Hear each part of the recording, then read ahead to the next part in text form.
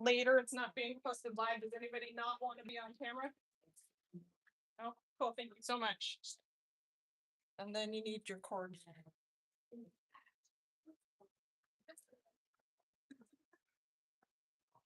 Yeah.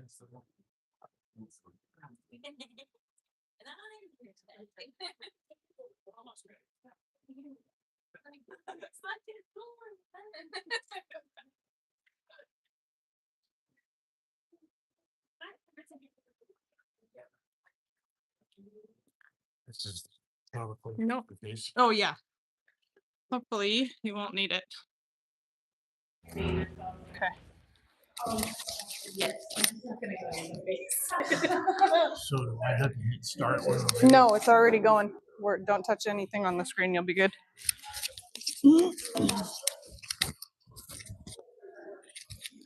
Can you guys open these? Will you open the sheets? Oh, just open the sheets. Yeah.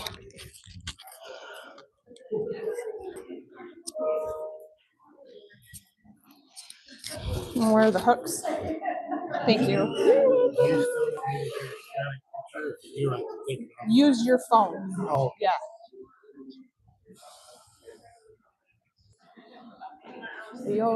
Are you okay? Yes, for now. Me okay or real okay? Real okay for now. We'll figure it out That's a later. no.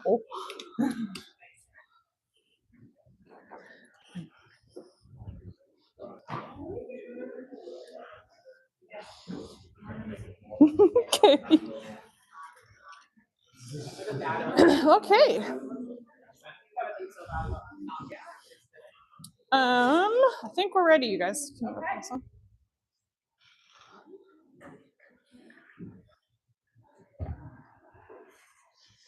Okay. Hi. Happy first day of class, you guys. Are you having fun yet? We're running way late, and I'm notorious for running late. I cut out a bunch of info from last year and added other stuff. So I'm gonna try really hard to stay on topic and not get sidetracked telling too many stories. I do want you guys, we're here for you, so ultimately your questions are more important than anything else in my mind. So if you have a question, please ask it, and I'll have Cami and them yell at me if I'm getting off topic with a story or something. But so we are here to talk about snakes. So normally we are, whoops, oh gosh, hold on. The last several years we've been here, we just did Snakes 101, and they asked us to add reptiles and amphibians this year, which I think is awesome because there's so many more amazing animals in the larger group that is pretty cool. But why snakes, reptiles, and amphibians? Like, why the heck are we spending 2.5 hours talking about these animals when they're just so little? Not little, but you know what I mean, right? In the last sort of pet owner survey that I read, there were over 4 million households in the US that had reptiles as pets. 800,000 of those homes had snakes as pets. Most of those are more than one snake. So this is actually a very large number of pet owners.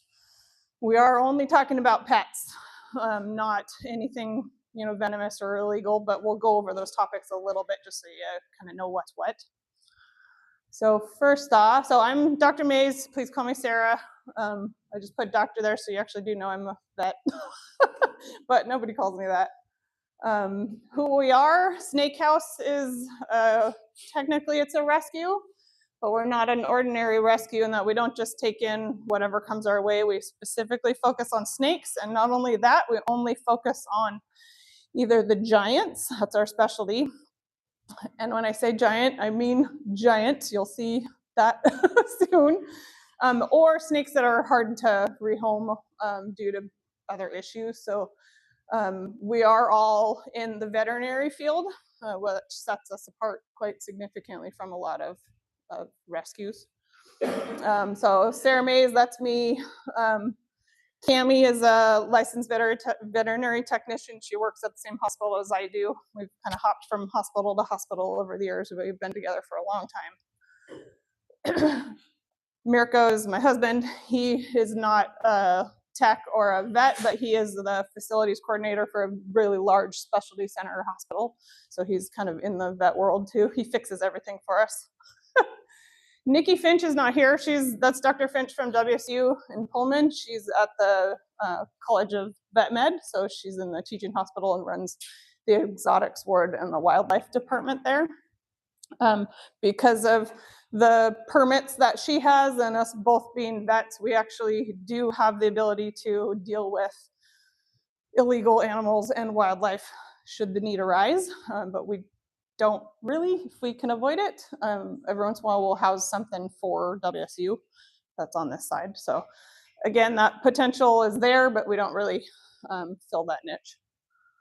That is, does this point? I can't remember. That's why I have the hook. Remember, the pointer didn't work last year. This is Dr. Finch. That's an old picture, though. Okay, so giants. So this is not our largest snake. That's my feet. This is in the large python room. These racks are 12 feet wide, probably 9 feet tall. Does that give you any idea of what I mean when I say giants? She is not even close to our biggest snake. We brought our second largest snake, so you get to meet her. Behavioral, this is Valak. That is our largest snake. She's not here. We always wish we could bring her, but she is representing behavioral because she's very scared of people. So scared that she sometimes won't come out of her enclosure. If she sees you coming, she's going to tuck tail and run the other way. She's going to hide. She's absolutely terrified of people. Yeah. Well, and for size, that is a 4 by 2 foot enclosure behind her, a stack of 4 of them. So how silly to be somebody that big and be so scared of us. But that's actually really telling about how these animals think and what we are to them. So more on that later. Also medical and surgical, because we are in the vet field, we do treat the medical cases, and that's what we focus on. So if it's not a giant, we take it in because it needs medical care or behavioral help because they're unhandleable for whatever reason. I have in some of the slides a viewer discretion advised flag, or like these little yellow hearts. You guys are all police officers. You've seen blood and gore. You can handle it, right? Always want to warn people before I show an awful picture, and there are some pretty gnarly ones in this presentation. So they're going to warn you first. The top picture is a snake that is probably the worst neglect case we've seen in many years of doing this. He did actually end up surviving a few years, and we did a big write-up on him. If you guys want to learn about it later, we have a big write-up on him. His name is Grim, but ultimately we couldn't solve his underlying condition, so we ended up euthanizing him. This is a snake with a tumor in her mouth.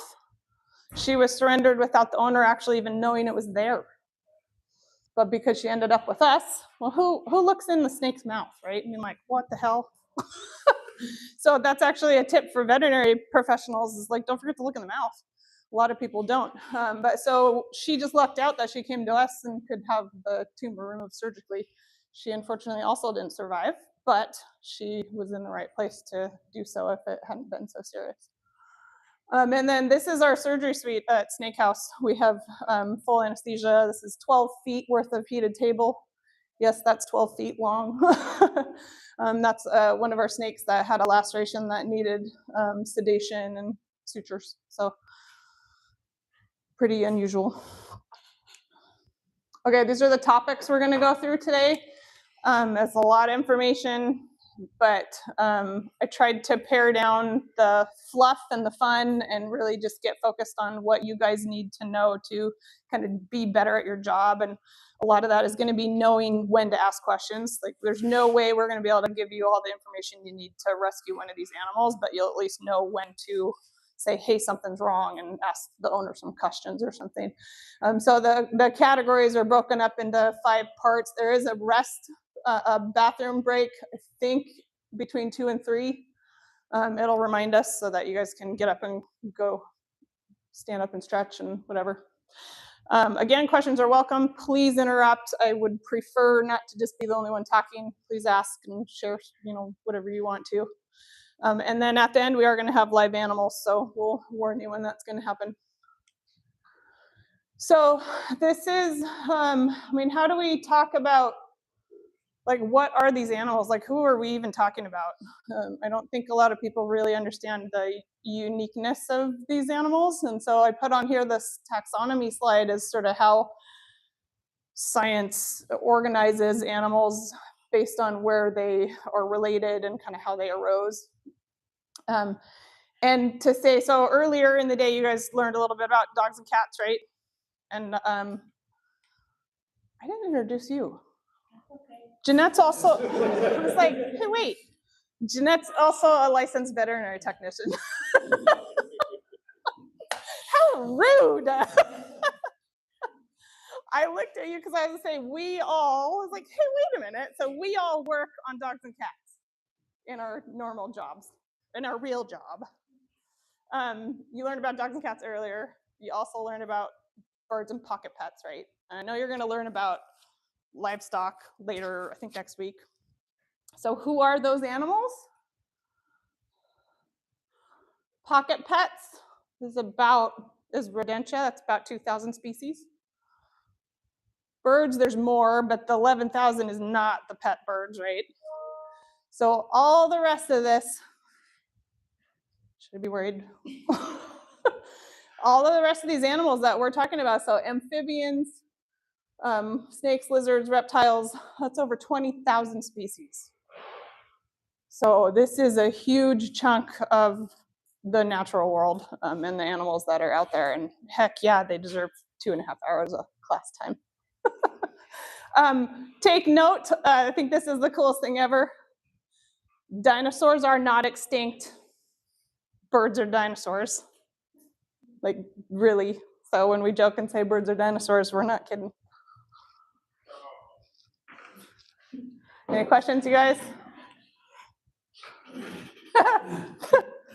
That's Tuna. His name is Tuna. He's a turkey. And technically, he's a reptile.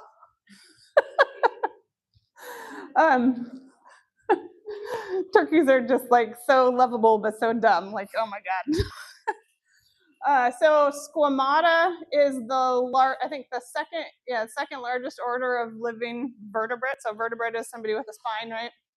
Second only to fish. That's the biggest group of animals you're going to see. That's the snakes and lizards mostly. They have scales. That's what sets them apart. So it's all about their skin for squamata. Some of these guys, they also have a specialized skull structure that we'll kind of show you briefly later. This is the turtles and tortoises. They're unique because their shell is not something they wear, it's part of them.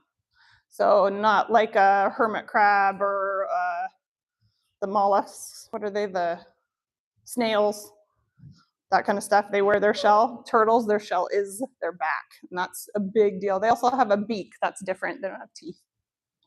Crocodilia is their own group. The crocodiles, none of them are legal to own as pets, so we're not going to go over them. In Washington, they are legal in other states. And then amphibia is its own group. Amphibians aren't even reptiles, right? They're unique because they have to have water for their reproduction and for survival. And I actually didn't mention that on here. So this branch here is really, really important for evolution. The amniotic egg is what allowed these animals to crawl out of the water and survive on land. Without that, none of us would exist, right? We're way down here. Amphibians still don't have that. So we're going to go over just some pretty amazing adaptations that these animals have because they are relevant to how you handle them and how you care for them in captivity. Any questions? No? That's Val again. Again, she's very scared of everybody but me. Most days she's scared of me too, but that's okay. So I'm not even going to list all this. We're going to go through just specific ones. Okay, ectotherms. Ectotherm, I love to say they're solar powered. So an ectotherm is somebody that does not produce their own body heat. And there are some snakes that they will show in like in nests. Some of them will coil their eggs and they'll muscle twitch to produce enough heat to like let their eggs have that heat, but they cannot sustain it long term. And so an ectotherm has to rely on the sun. That's why I say they're solar powered. Poikilotherm is an animal that is adapted to variation, so they can survive in cold temperatures without that heat for a long, long time, but they do benefit from external heat sources. That's the amphibians, and a lot of the desert species and marine life have that too, because in deserts it's really cold at night, really hot during the day. Homeotherms is what we are. And if you are going to say, are all reptiles ectothermic? What's the answer? No, because birds are reptiles and they are not ectothermic. They're weird. Snake skin does tend to have this iridescence that is just absolutely gorgeous. We kind of talk about this, I sort of call this their natural sunscreen. If you have a really healthy snake with dark colors and UV light, you should see this iridescence. And so when you see skin that's really dull and chalky looking, you can say it's not very healthy skin.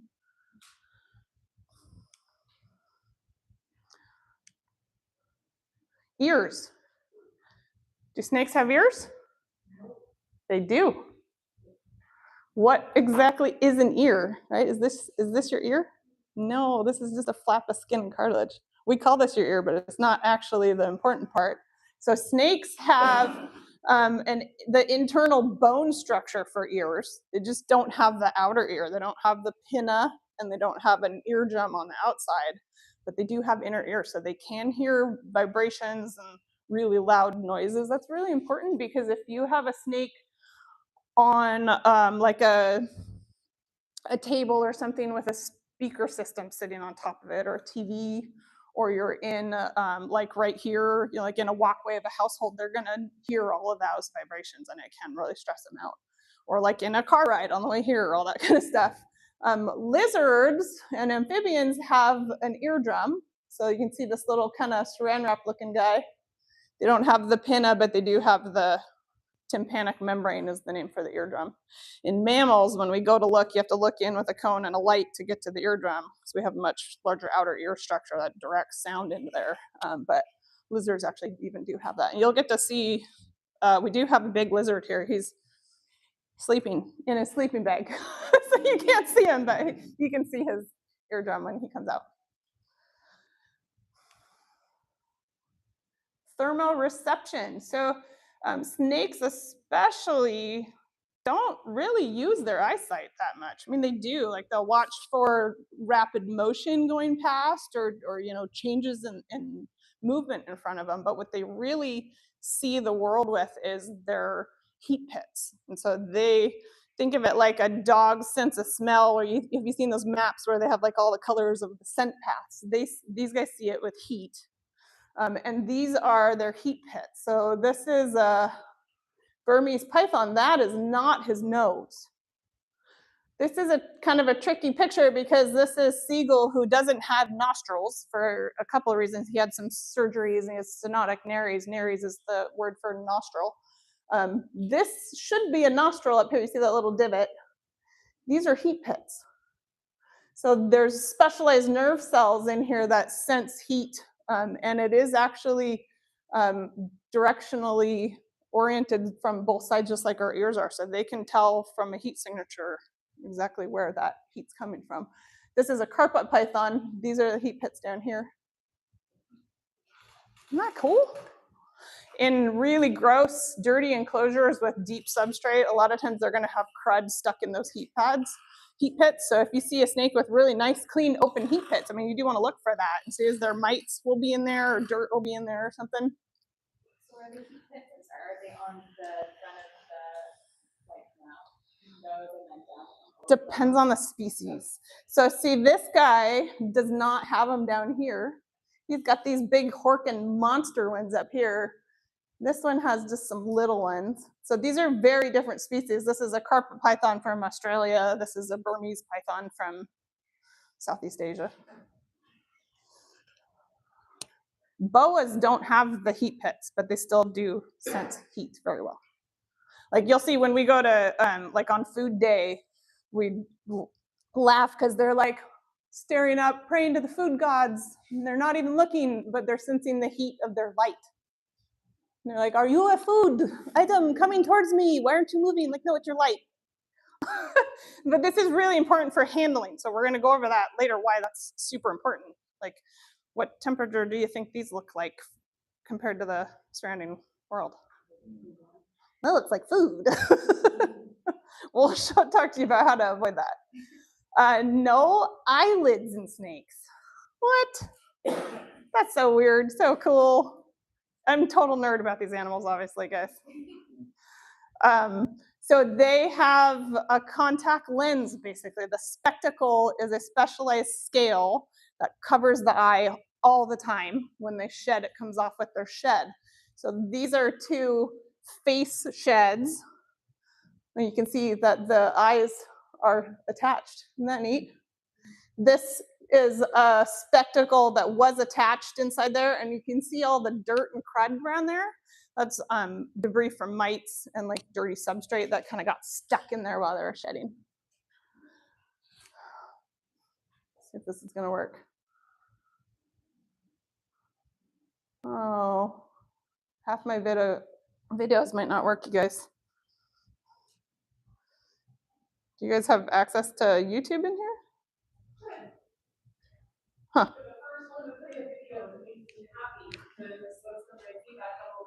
Oh, dude, there's so many videos in here.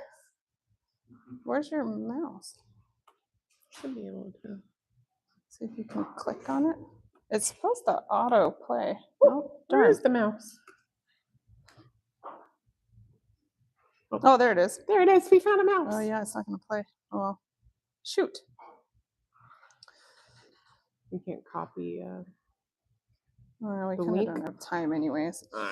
So there's anywhere in your slides, you guys have the notes, right? If it's underlined in blue, it should be a link. That should take you to the YouTube video that goes with this. So this would show, and Icarus is here, so maybe Cammie, when you have Icarus out later, tickle his eyeball. Sounds terrible. But he has a defense mechanism that will keep her from poking him in the eye. So the nictitating membrane is the third eyelid. Dogs and cats have this too. When you see a really sick cat and their eyelids are kind of, you know what I'm talking about? It's the same thing as what these guys have. God, it's such a bummer. That's a really cool video. So in crocodiles, it's clear and they keep it closed when they're underwater. For most of the lizards, it's like a safety goggle for if something's coming at them, they'll protect their cornea with it, or they'll use it to clear dirt or water out. So snakes have no eyelids. These guys have an extra one. But that's not that special. Dogs and cats have it too, right? Oh, it's such a bummer. No, it's not going. Come on. Wake up. It's trying really hard to play it for us. Okay, so that one's playing. The shed cycle. So squamata, the group, snakes and lizards, this is what sets them apart. They have the ability to, they have these scales and they shed their skin when they grow. So for snakes especially, lizards also, this is absolutely a superpower because when we call it going into blue, going into shed. When they go into blue, they produce like a liquid film that separates their new skin from the old skin, goes in between the layers. And so their eyes, there's a picture of it later, their eyes will look blue and cloudy. And that's how you know they're in blue. And then usually several days later, that fluid gets reabsorbed and then the old skin comes off. This is a superpower because when they're injured, they will do it over and over and over and over until the wound is healed. These guys literally, like, you cut your finger or cut your hand. Cammie wishes she could shed now. They literally will shed it off, grow a new layer, shed it off, grow a new layer, shed it off. They grow new skin crazy fast if they're healthy, warm enough, and in a good metabolic state. There are cases where they will shed too much and it's not healthy, but it's an amazing thing that they can do. Will it be like their whole skin? Mm-hmm.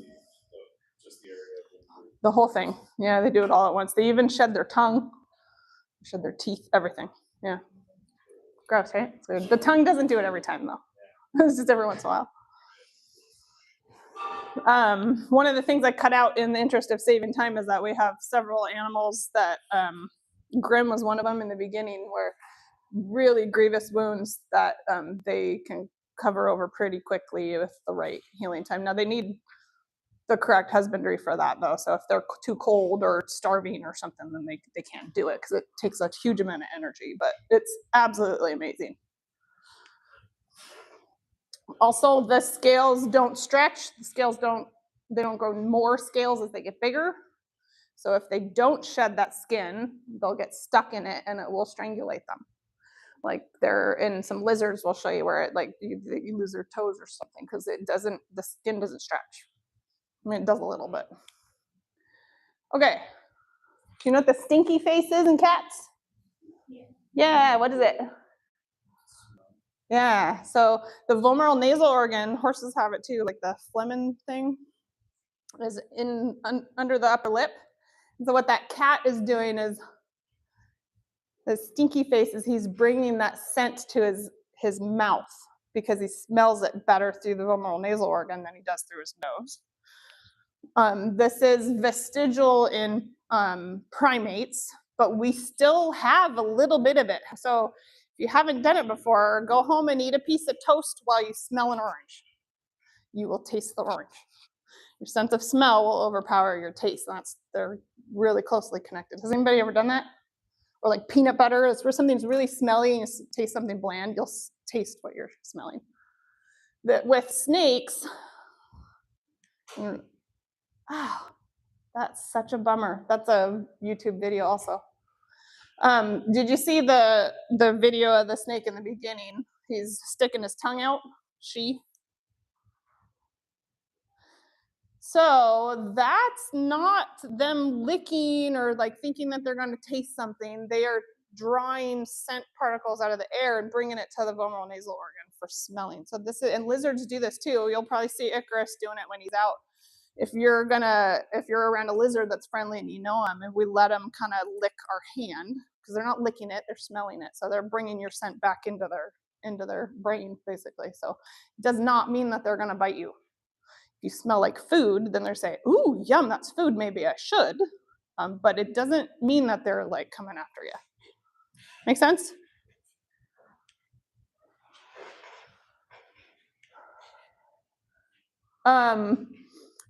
They do have, I hope this video plays. So the diapsid synapsid thing, this is where the amniotes split off in the mammals and everybody else. So this has to do with the shape of the skull and where your chewing muscles attach.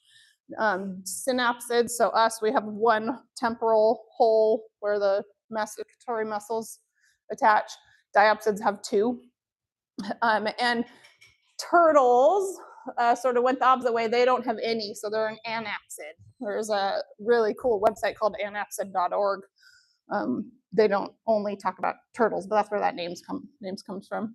What makes the diapsids kind of unique in this way is that their bite force is unreal. You think a dog is going to bite you hard? Stick your hand in a tegu's mouth. Don't stick your hand in a tegu's mouth. They're way, way stronger because they have twice the attachment points and twice the area for muscle to attach to produce that bite force. So their jaw is much stronger. The snakes are weird because they don't have a fused mandibular symphysis or maxillary symphysis. So in the middle here, we have cartilage that holds our two halves of our face together. Snakes don't have that attached, so that's why they can actually open their mouth so big. So a snake's jaw is very strong, but it's so mobile that they can like wave it all over the place in weird angles and stuff. Oh good, it's working. So that's Icarus again. You can tell we're a fan of Icarus. All the videos are him. So part of this mobile jaw thing has to do with where the epiglottis. So the epiglottis is where your trachea opens up. And in mammals, we have to use like a laryngoscope to get down and really see where that epiglottis opening is to get to the airway. In reptiles, it's in the base of the tongue. And so that's what you see, the hole opening. Ignore the probe. We're actually looking at his teeth in this video, and he has stomatitis, but it's just taking advantage of him. You can see him breathing. So that epiglottis in snakes, when they're eating a really big meal, they'll stick their tongue out and they're eating their food while their airways over here breathing like a snorkel. Wow. So those big anacondas that eat a deer, like they can breathe around that big food while they're working it down because it takes them an hour to eat it.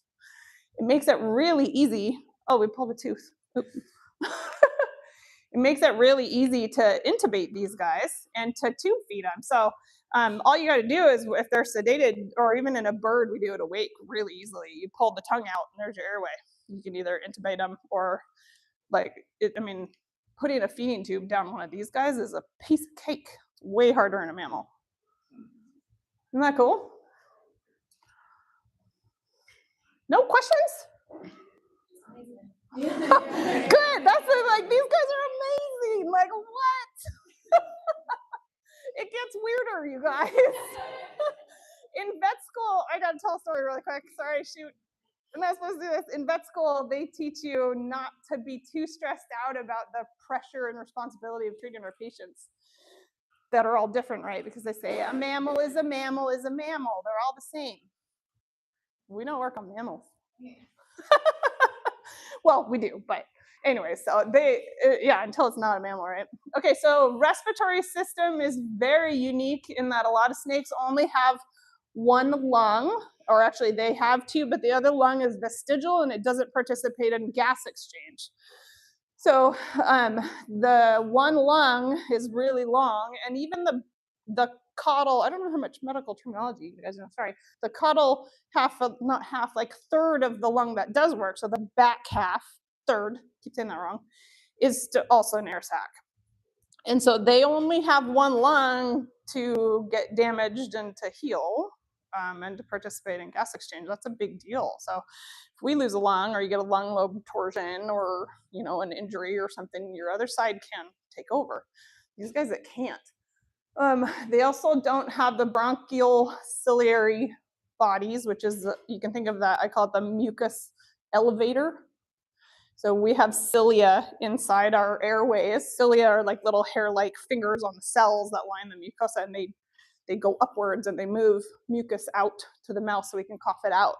These guys don't have that, so mucus isn't going to naturally find its way out of the lung. They also don't have a diaphragm. That's pretty weird, right? So our diaphragm separates our chest from our abdomen, and it participates in respiration. So you use your diaphragm more than you think for taking a deep breath. So we always think when we breathe, we move our chest outward, right? And there's a vacuum between the lungs and the chest wall that pulls the lungs open. So air comes in by passively because we're opening the lungs that way. We use our diaphragm to do that. So not only are we going outward, so if we're being squeezed by something, our diaphragm goes downward and draws them down also. These guys don't have that. We also use our diaphragm to cough. When you cough, it's like the Heimlich maneuver, when somebody's choking, you're going up from below. It's the diaphragm that helps you cough all that crap out. Sorry. How inappropriate. But so they don't have, so not only is the last third of the lung just a sac. If they're sick, it's full of mucus. They don't have the mucus elevator. They don't have a diaphragm to cough. Respiratory disease in snakes can be really, really severe. This picture shows a snake sitting, she's really sick in this picture. She passed away not too long after this. And what's unique about her posture is she's sitting upward so that the mucus in her lung, remember she only has one, is staying down in the air sac portion, so that she's trying to keep it from clouding the gas exchange section. Just imagine if somebody's doing that, how much work they have to do to breathe once they're moving around and stuff. So that posture is pretty important. So they do cough, and what we tell people, Burmese pythons are notorious for this. Oh, Jade's awake. Hi, Jade. She says, hey, I'm bored. Burmese pythons are notorious for getting really fat in captivity, that we feed them way too much and we don't let them out. And so they fill up with mucus really well. And one of the most important things we tell people to do is get them out. So if they're staying in this position all the time, it's not going to come out. So they need to exercise, they need to move, they need to use those rib muscles and get that stuff to come out. And they can cough, they're just not very good at it. And then the reptiles and amphibians, they don't have the diaphragm just like snakes. Amphibians are unique in that their skin doesn't have the outer keratin layer, and it's permeable to gas and water, so their skin is really sensitive. I already kind of went through all this. For amphibians, it's really important that they're going to absorb stuff from the environment, so you got to wash your hands before you touch them, because the oils on our skin, if you have soap or perfume on your hands, they're going to absorb it. Anything else on here I missed? The other couple of other important things about not having a diaphragm, and actually the lack of a diaphragm, I think, is the most important difference for the respiratory tract, because if you do have, say, we'll give, instead of sub-Q fluids, because their skin doesn't stretch, we'll do into the abdomen. But if you have a bleeding wound in their belly, or they're sick from heart failure or something and they're producing fluid in the belly, it's going to bathe the lungs, which for us is, fluid on the lungs, you can't breathe, right? So the abdomen is one space. Sorry, I They're this long. Well, so everything's all in a tube. I mean, we can show you when you get out. And that's one of the challenges actually, is knowing where are all the parts. Yeah, well, so they have a trachea. They have the epiglottis, they have a trachea, and then the lung is just really long.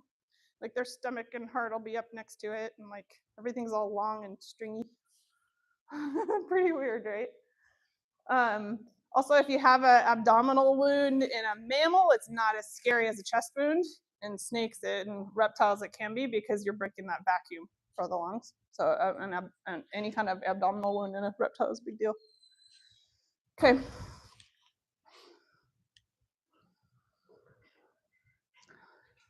Yeah, I kind of already said this. You can just tell by looking at these guys, though, right? They're shinier, and this dirt's all stuck to them because there's mucus and stuff. So if that's stuff from your hands or something that you don't want them to be in contact with, that's a much bigger problem for them. Gosh, never had a group not ask any questions. You sure? Are you guys just shy? We're just boring? You're doing a great job. Sticky feet. This is such a bizarre adaptation. Oh my gosh, how cool would it be to be able to walk up walls? They're not suction cups, and they don't have adhesive. Van der Waals force has to do with static. So static electricity is electrons moving from one atom to another. And static, how if you have a staticky shirt, your hair will get attracted to it. That's how these guys stick to walls and stuff. Weird. This is Handsome George. Remember I was talking about the wildlife thing? This is a wild tree frog that had a broken back from a cat that caught it. He now lives at Snake House. So just putting it out there. I know, exactly, right? Not even a pet. Just putting it out there to say, yeah. That's a wild frog. Yeah. And he healed. He was fully paralyzed, broken back. And in our motto at Snake House is every life matters, even if it's going to be shorter or take a different path than expected. So we always give them a chance. These animals are incredibly tough, and in the right environment, they will surprise you what they can overcome. That's actually a downside also to being a reptile, because you can survive what would be catastrophic illness and injury in a mammal, which means they suffer longer and more, because the neglect can go on longer without anybody noticing. But they rarely have an emergency. They'll be in what we think is an emergency state for weeks. That's terrible and good at the same time, right? Yeah.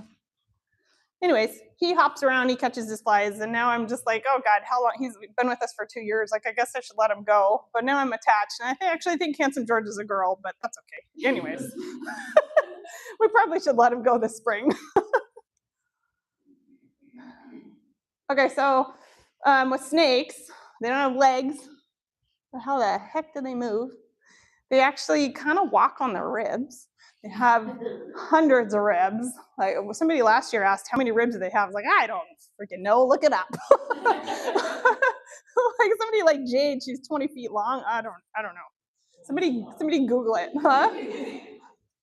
I didn't. At least one. Yeah, I mean probably like 200. Okay, so are they born with all their ribs, or do they grow ribs as they grow? They're all there. They're all there. Yeah. Same with their scales. They don't grow new scales. Huh.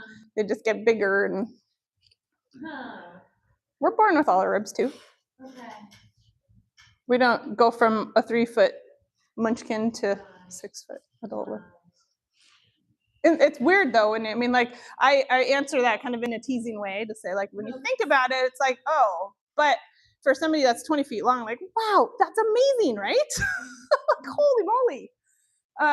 So this is a pretty incredible adaptation because they are crazy fast and efficient. They can fit through really small areas, and their entire body participates in locomotion. So all of those little ribs and muscles, they're like running along, and different species will move differently. So this is a Burmese python. They tend to see the inchworm going along, see the muscles.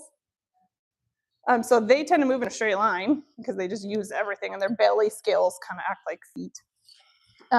Retics tend to go in an S curve.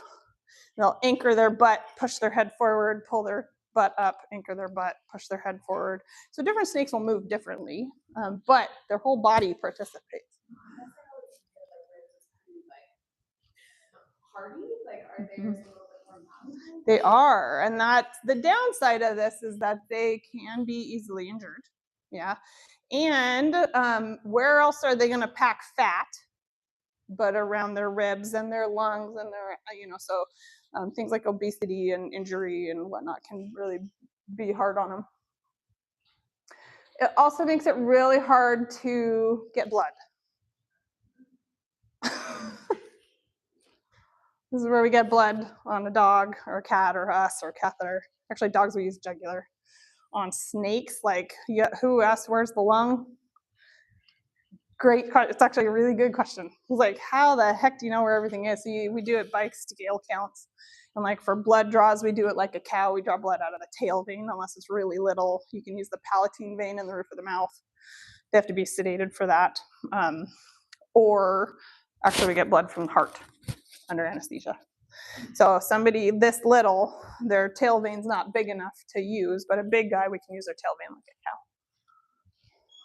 For an IV catheter, we put it in the palatine vein in the roof of the mouth. Renal system, holy moly, this is another ridiculous, crazy, weird adaptations that reptiles have. They have the renal portal system, which again is a superpower, but also a negative in the same thing. The renal portal system means they can shunt blood to the kidneys before it goes to the rest of the body when they need it. So this is an adaptation to deal with intense dehydration situations or low blood pressure. In cats, when we were first learning in veterinary medicine, decades ago about anesthesia and blood pressure, a lot of cats would go into kidney failure several months after an anesthesia event. And we know now it's because their blood pressure got low and their kidneys suffered perfusion injury. And so snakes, that's not going to happen. They will shunt blood to the kidney first so that if they're really dehydrated, like in a desert species or, wherever they end up being, where they can't get water, they preserve those sensitive organs. But that means that when they do look obviously dehydrated, it's real bad. A visibly dehydrated snake or reptile is much, much worse off than a dehydrated mammal. Oh, we're going to show you pictures. Yeah, we're actually going to go through some kind of case reviews of so you know what it looks like, so you know when to intervene. Yeah. And then they also don't have a bladder. Some of the reptiles do, but a lot of them don't. So this is snake poop, in case anybody wants to know what it looks like. This is poop. These are urates. Those are chicken feathers. This is a big retic like her. So this is urates. So the uric acid or the nitrogenous waste that our kidneys are responsible for getting rid of out of our blood. That's what the whole point of the urinary system, right, is to get rid of those toxins. In kidney failure, we measure those in the blood, and that's why you're so sick. Snakes and reptiles actually can suck so much water out that they turn them into stones, and then they pass the stones out. So they don't have to lose all that water in form of urine. So not only can they shunt their blood to their kidneys to protect it, but they can also preserve more water than we can. So that's again why I say a dehydrated reptile is a big deal. Also, we give injections in the cranial half of the body, cranial meaning towards the head, because we want to not have it go to the kidneys. If the kidney is going to filter the drugs out, it's not going to do any good before it gets to the rest of the body. Tail autonomy. Some lizards can drop their tail. It's a defense mechanism. If you catch some of these lizards by the tail, they'll just drop it and run off. The tail will continue to wiggle so that the predator eats the tail and they get away. Not all of them do that. And tricky, are these either of these species that do this? No. So bearded dragons do not have tail autonomy. Tegus, not really either. That's again Icarus. He is a train wreck. We'll explain why later. But so mainly you don't use the tail as a handle. In cats and dogs, you shouldn't either because it's part of their spine, but it's not going to come off. These guys, they'll just drop it and run off. Turtles. Remember I was saying they don't wear their shell, they are their shell? It's amazing. Again, so the turtle shell is their backbone and their ribs with skin on top. Remember, there's part of the cool thing about reptiles is they have scales. Turtles have kind of unique scales. They are much harder, but their shell is their back. So treat it with respect.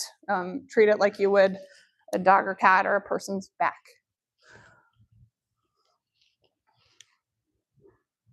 Okay. Venomous versus poisonous. People in the reptile world that are really educated about these animals, this is one of our biggest pet peeves. So after today, you're educated. You need to know what's poisonous and what's venomous. Snakes are not poisonous. Poison is ingested, venom is injected. Okay? There, I think, is 1 or 2 species of snakes that actually have some amount of poison to them, but it's incredibly, like literally like 1 or 2. So venom is injected through their teeth. This is a hypodermic needle that we do injections with. This is a scorpion tail. This is a tarantula fang, and that's a viper fang. We did not dream up the hypodermic needle ourselves. Nature created it. Pretty amazing. And remember, we don't handle venomous at Snake House, so none of these guys are venomous, so don't be scared. Rear fang are the ones that have the needle teeth with the hole in it. Rear fang, there are some snakes that are rear fang, and most of the lizards are rear fang. They have like a groove that the venom comes from the gland up above and runs down the groove. So they kind of have to chew on you to get the venom into your skin, versus the front fang, it's like a needle. So how do you know if a snake is venomous?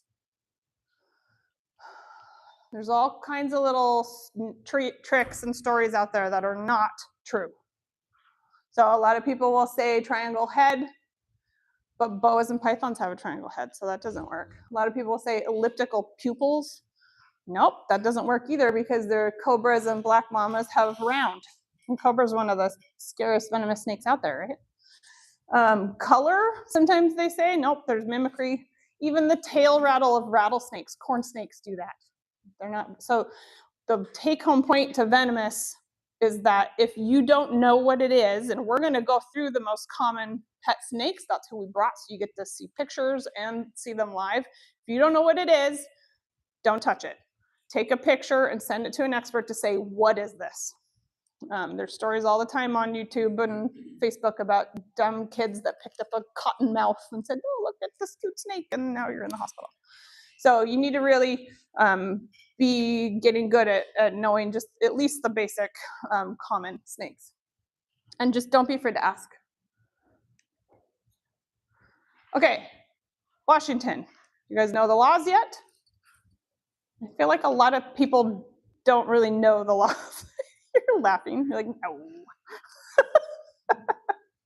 So the colubrid family, there's only one. So the only rear fang snake that's illegal is the boomslang. They're really scary. But that means there's rear fang snakes that are pets.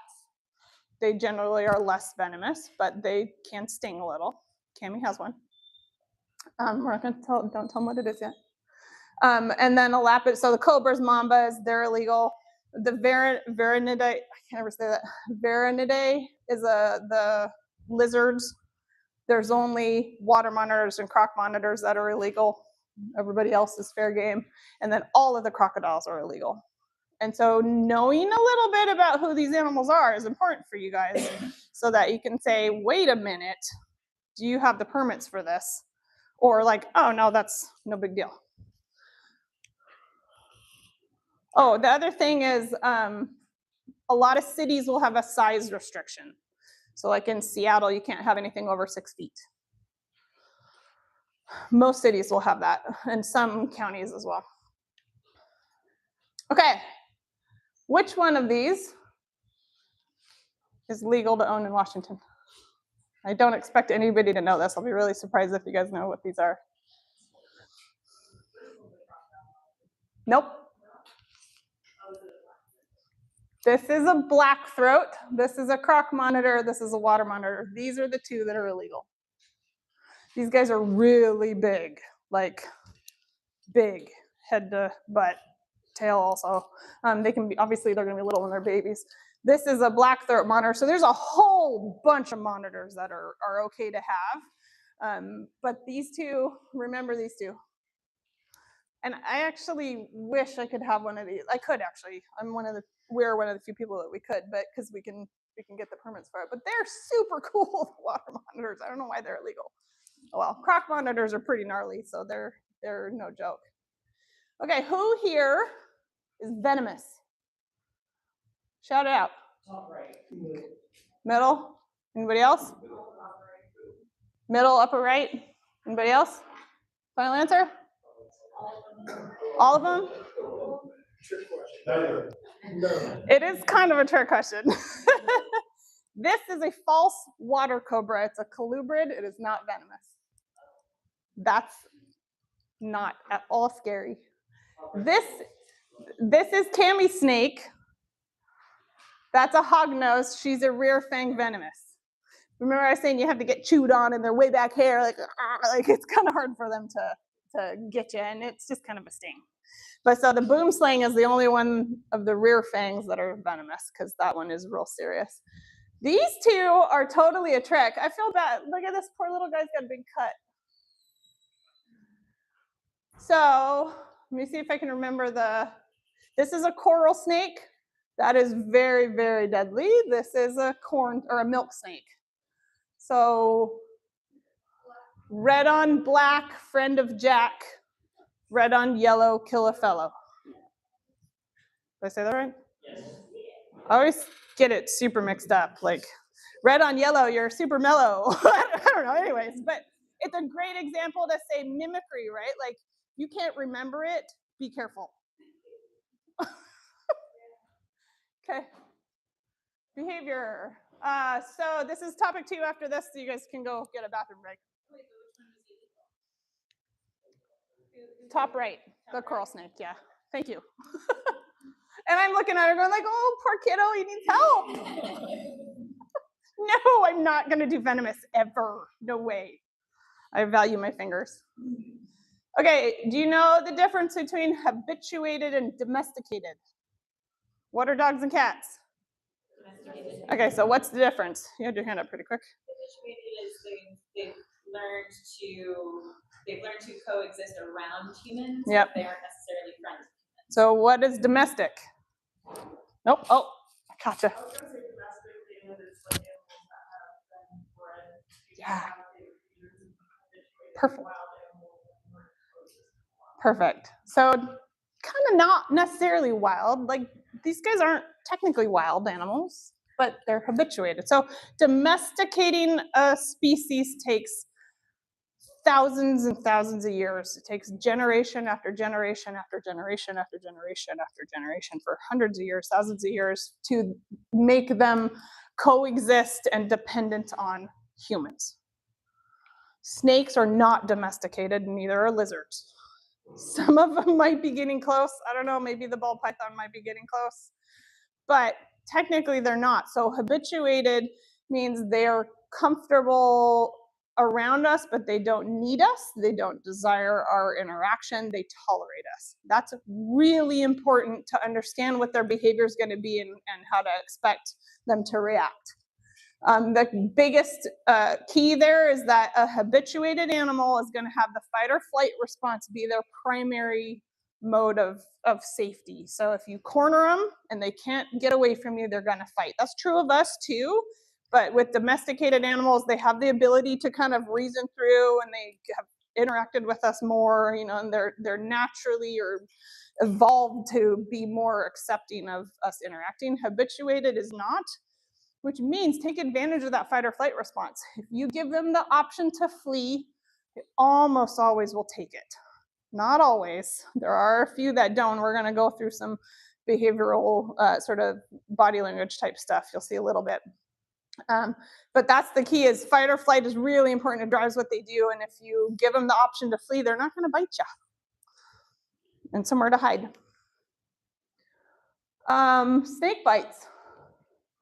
Everybody's so scared of snake bites, but it's really the least of my concerns. So I got bit in the thigh by a dog a month ago. I still have a knot and scars from it. Cammy got bit by a cat 2 weeks ago in the hand. That's way worse than a snake. Not venomous, right, or pet snake. So this is a dog the size of those teeth. And a cat, this snake is bigger than that cat. And look at those dumb little needle teeth. It's no big deal. It's no big deal. Like, it's really not that bad. I would take a snake bite from Jade over that damn dog that bit me in the thigh 10 times over every day. Okay, so I just want you to really understand, like, it's really not as bad as you think. We have a natural fear of them because of our culture and religion has taught us, but it's really not that big of a deal.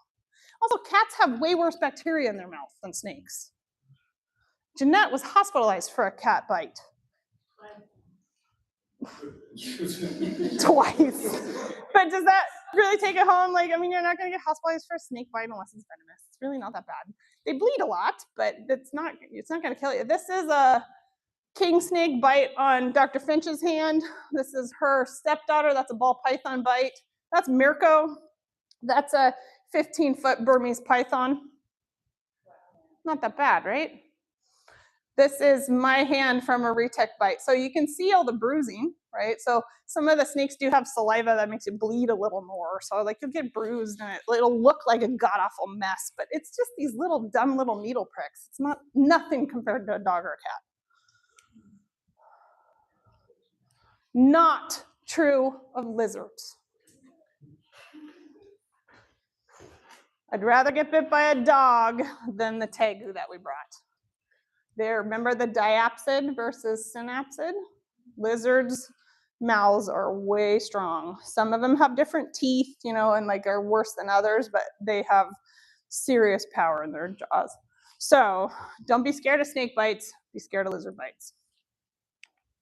Tom Crutchfield this is the only I asked everybody I knew, do you have a picture of a good lizard bite? And none of us took pictures of them because we're bleeding everywhere and like, I mean, like I know Nikki's been bit in the face by an iguana and like all kinds of like, dang it, why don't we ever take pictures of that? We have pictures of snake bites because they're no big deal. Anyways, this is a croc monitor. Not, The one that's illegal? that's one of the two that are illegal. Illegal. Yeah, they are super gnarly. The tegus, if they get your hand, they'll break your hand.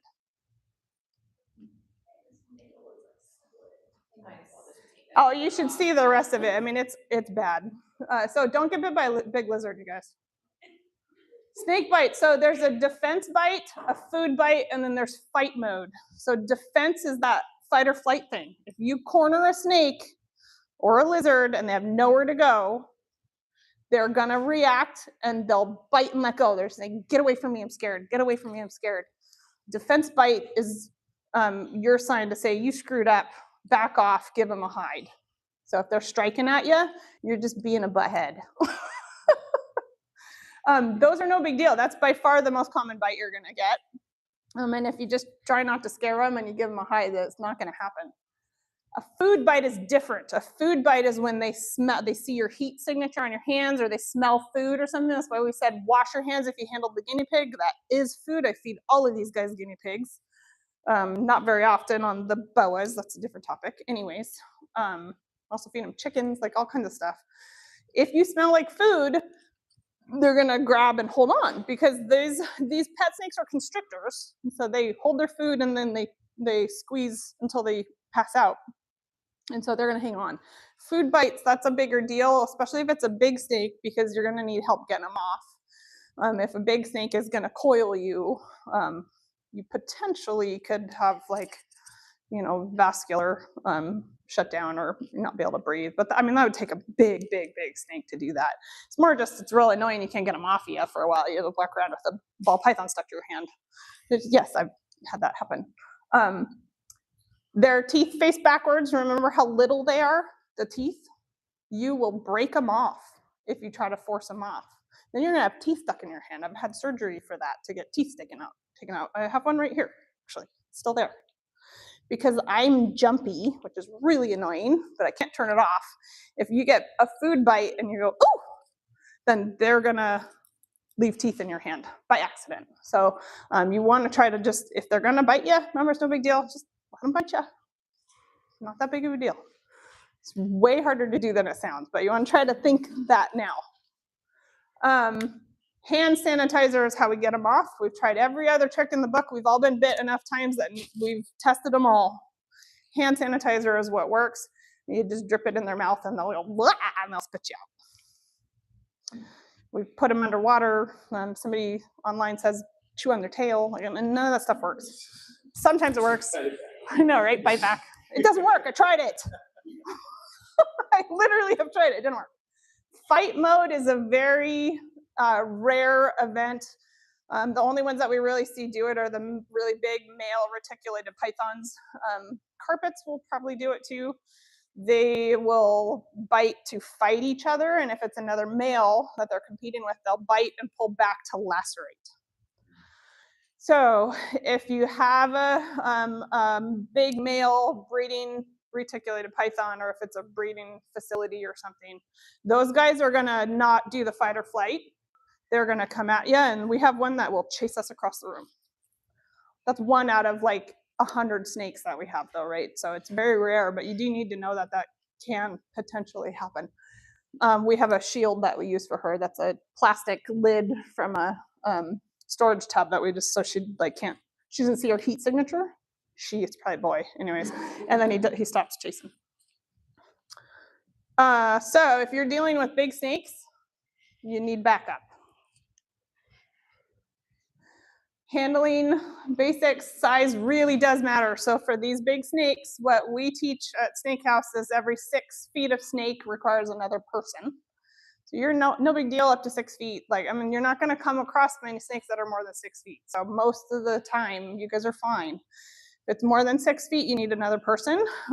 Dr. Finch at Wazoo, we always laugh about this and we fight back and forth to say that she says every 3 feet. but that's because she's teaching exams and treatments and stuff. So if you have to actually restrain them, every 6 feet isn't gonna be strong enough. But if you're just moving them from one room to the other, that's enough.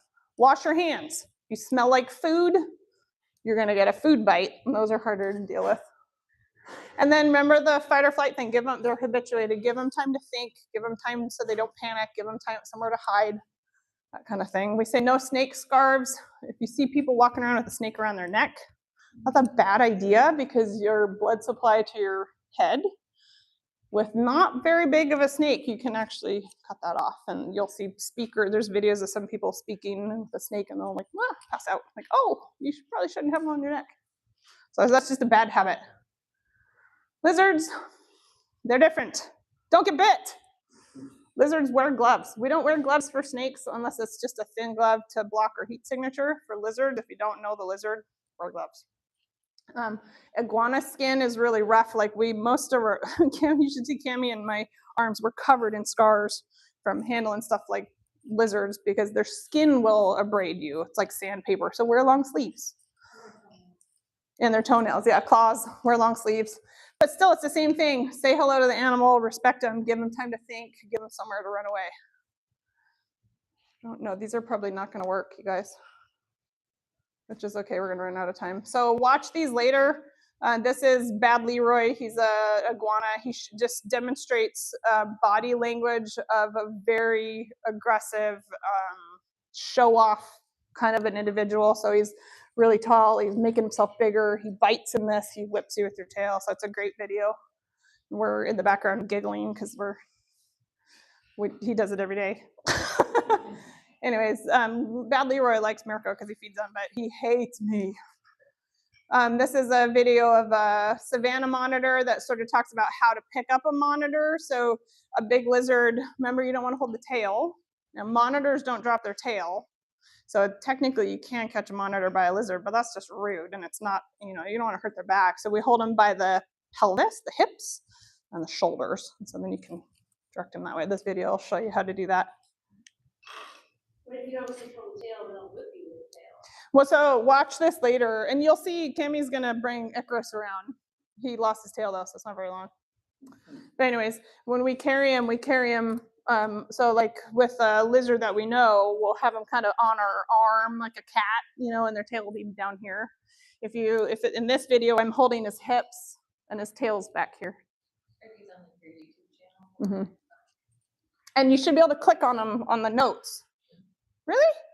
Oh, fail. Maybe at home? Maybe. See, because I can't get it here either. So maybe at home you guys, because when I did it on my notes at home, it came up. If not, you can email me and they're all on the YouTube. Oh, come on, there it goes. That's Icarus. This just shows, good icky. This shows an alligator roll. Some of the lizards will roll, and that's a way to get them to not be able to get you to not be able to hang on. So you do have to grip them and we'll hug them into our side so that they can't roll. Hopefully Icarus will show you that today, but he's so good he probably won't. Okay, tools. A hook is, it's almost 4 o'clock. A hook is our #1 tool for snakes because it does a variety of things. One is it extends your reach so that you're not cornering them and you're not in their face, but you can still touch them and wake them up. It's not hot, so it doesn't have a heat signature. Sure as heck better be clean. If it smells like food, that's kind of dumb, but it still gives you that separation. You can use a dowel, you can use a broomstick. If I've come across an animal that I don't have all my stuff for, I'll use, like a pad of paper or a clipboard to just kind of, so that I'm blocking that heat signature.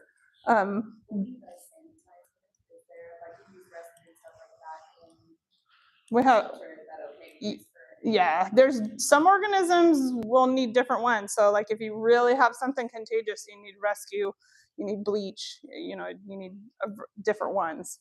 We actually don't sanitize very much. We use soap and water because we're living in a world where microbes are becoming resistant to that stuff. So that's a whole nother 2 hours of lecture. So But yes, rescue is what we brought today. That's hydrogen peroxide. So a hide is because they need to hide, right? The fight or flight. If you give them somewhere to hide and flee to, that's going to help. Towel, that acts as a hide also. Thin gloves for snakes blocks your heat signature. For lizards, you need the leather ones.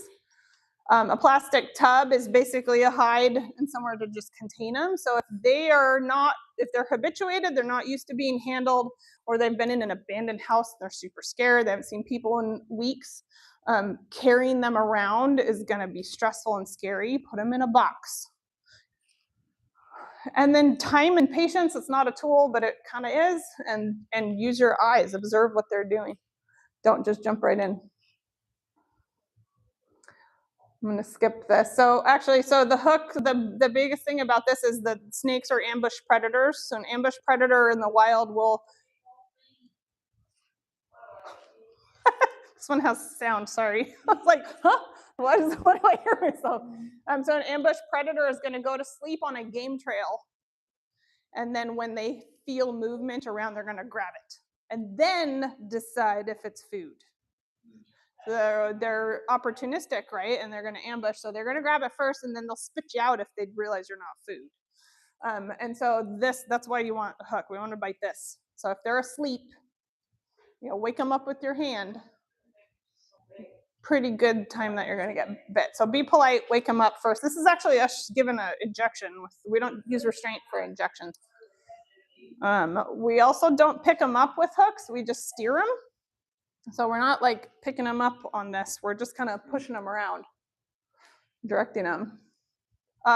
Again, hide. So have you heard positive thigmotaxis? Thigmotaxis is pressure applied to your body. So positive thigmotaxis means you are reassured and you get a feeling of safety from pressure. Anybody know who Temple Grandin is? Good. I'm glad somebody does. You're nodding. Or the squeeze chute for cattle. That's positive thigmotaxis. So the squeeze chute was designed by Temple Grandin, who's autistic. She realized as she was going to school that pressure on her body calmed her anxiety. So she made herself a hug machine that would squeeze her and it would calm her down. So she developed the squeeze chute for cattle, which does the same thing. That's what the thunder shirt is for dogs. Yeah. Temple Grandin is absolutely amazing. But yeah, Claire Danes played her. And so a hide we're not talking about a big giant box. We're talking about something that they barely fit in. Because think about it, if Jade here is 20 feet long, how does her head know that her butt half a room away is safe? Like a dinosaur, you need a brain in your butt, right? If she's feeling threatened, she wants to hide, and the pressure of her cave or her hide on her body tells her she's safe. So a hide that's too big isn't going to accomplish the goal. It still gives them a somewhat feeling of safety, but you actually want to squeeze them into something little, and they'll feel safer that way. That's why a towel helps. Some owners will not have a hide or a transfer bin. They'll use their food bin. So you do need to ask if you're showing up randomly at a house and you're surprised and say, do you have a box? Check if it's a food bin. But even just a cardboard box, a cereal box for a small snake. I mean, any kind of box. So again, gloves, break the heat signature. I'm not using the gloves here to hang on to them or because I'm worried about my skin. It's just because, actually, that guy's really slippery and fast, but that breaks the heat signature. Dr. Finch never has to wear gloves because her hands are always really cold. Mine are hot.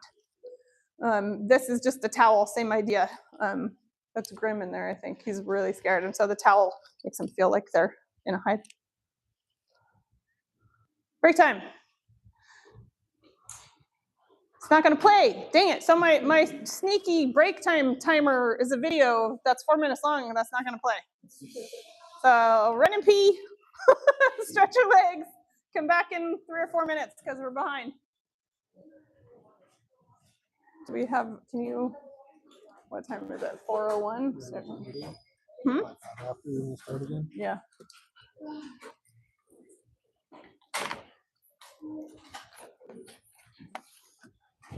What you looking for? More Band-Aids? Gloves? Yeah, thank you. It's always fun to have you the first day because you're so much fun, but then there's times I'm like, we should have you the second. Can you get Monday. bored? Then, if we did the second Monday, then they'll have had more entire appointments. Because have you ever been the end of the day? You've always been right after lunch. No, last time we were end of the day. Yeah. Yeah, that's nice. Well, But and it's it hard to takes do. us hours to get these guys here. Like it's actually a ton of work to get everybody loaded. So we can't do mornings. It's Yeah. impossible. We started packing at 11. Yeah. Actually, we started packing yesterday. I saw As you that. saw. started weighing yesterday. If you guys have questions, shout them out. I'm happy to answer.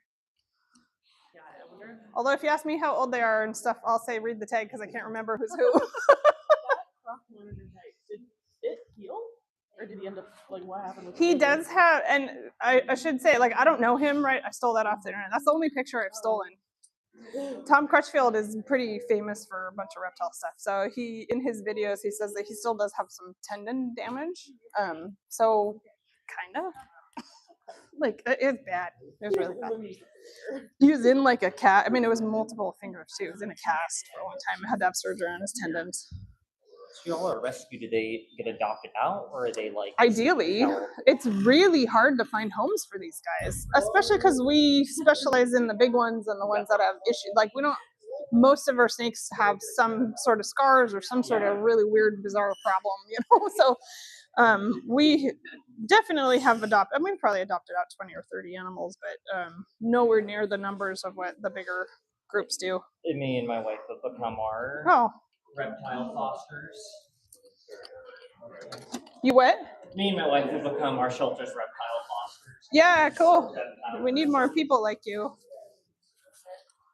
I just am realizing we didn't wipe any of this off. Out of curiosity, I haven't had a snake case yet. Yeah. For the ones down here, obviously you would never use like a snake pole, but like for like these guys, would A that snake make what? I don't know A what? a hook, like the snake hook. Snake like hooks, my snake hook? tongs. Yeah. Oh. I've never had a snake case. You don't need one. You don't need them. No, and we're gonna get them out. You'll see. Well, should I put like a jacket on so like No. I've washed no because I was holding the Oh, if I was you holding the if you were hugging a guinea pig, yeah, you need to change. You should change your shirt. I have I can take this off and then I have my jacket That'll probably work. and I wash my hands. And just really remind whoever's handling the snake. Say, I'm the guinea pig lady, or just say guinea pig. We're gonna make you a guinea pig. Pun intended. I don't know. And honestly, the snakes that are here because they're good, but still, we don't really want to test that. I've just never asked yet. I go in there. It's a gorgeous house. We only use the hook to break that initial ambush predator thing, and then once they're awake and they know it's us, we drop the hook. We don't use the hook for anything other. No. You get to see they're gonna pull all these guys out and walk around, all of them. We're gonna save the big two for the end because we're gonna need help. Like, so they're way heavy. So unbelievable. You guys, we need to get started. You can ask really quick. Oh, I just wanted to let you know. I have a retake, but he's kind of small. I think he might be dwarf or super dwarf. Yeah. He's right around 8-ish feet. Cool. Which is the limit, by the way, for Seattle. It's 8? Oh, good to know. Yeah. So he just barely is right around there. But I lent him to an emergency clinic that was starting to see exotics, so we're training their team. Cool. To like take blood draws and Good stuff. for you. But he stopped giving them blood. They had taken it from his tail vein, and he just was like, He "No, learned. I can't have any more." And Isn't it amazing it's how so smart crazy they are? They can like control that. And they're super smart. Yeah. Like that. I think that's what I that. don't know if he is, but my carpet's really intelligent. That's carpets for you. I bet he is. He's faking it. Yeah. That's really cute. That's so cool. I can't believe my videos aren't working. Okay, husbandry and basic care. We're not going to spend that much time on this because you guys aren't really going to be housing them, right? But we're going to go over just sort of when to intervene and how to identify when their care is not good enough, and kind of how to help and what to do about it. So these main bullet points are the basics of what you need to, when you should memorize this list, and when you go into a home or wherever and you're going to evaluate a situation, this is your checklist. Okay. They have to have heat. Remember, they're ectotherms. Unless it's an amphibian who can be both, right? So amphibians are going to be colder, but they do at least need to, so you should be looking for a heat source, and if you don't see one, ask the owner, what's your heat source? And they should have a educated answer for what they're clean, and they need to be able to drink it. So if you see a water dish that's green and covered in slime, simple thing to say, hey, change your water. They need to be contained. These guys, this is Washington. It's too cold here. These guys aren't going to live outside of their enclosures unless it's a wild frog or something. But most of them, they need to be safe in their enclosures.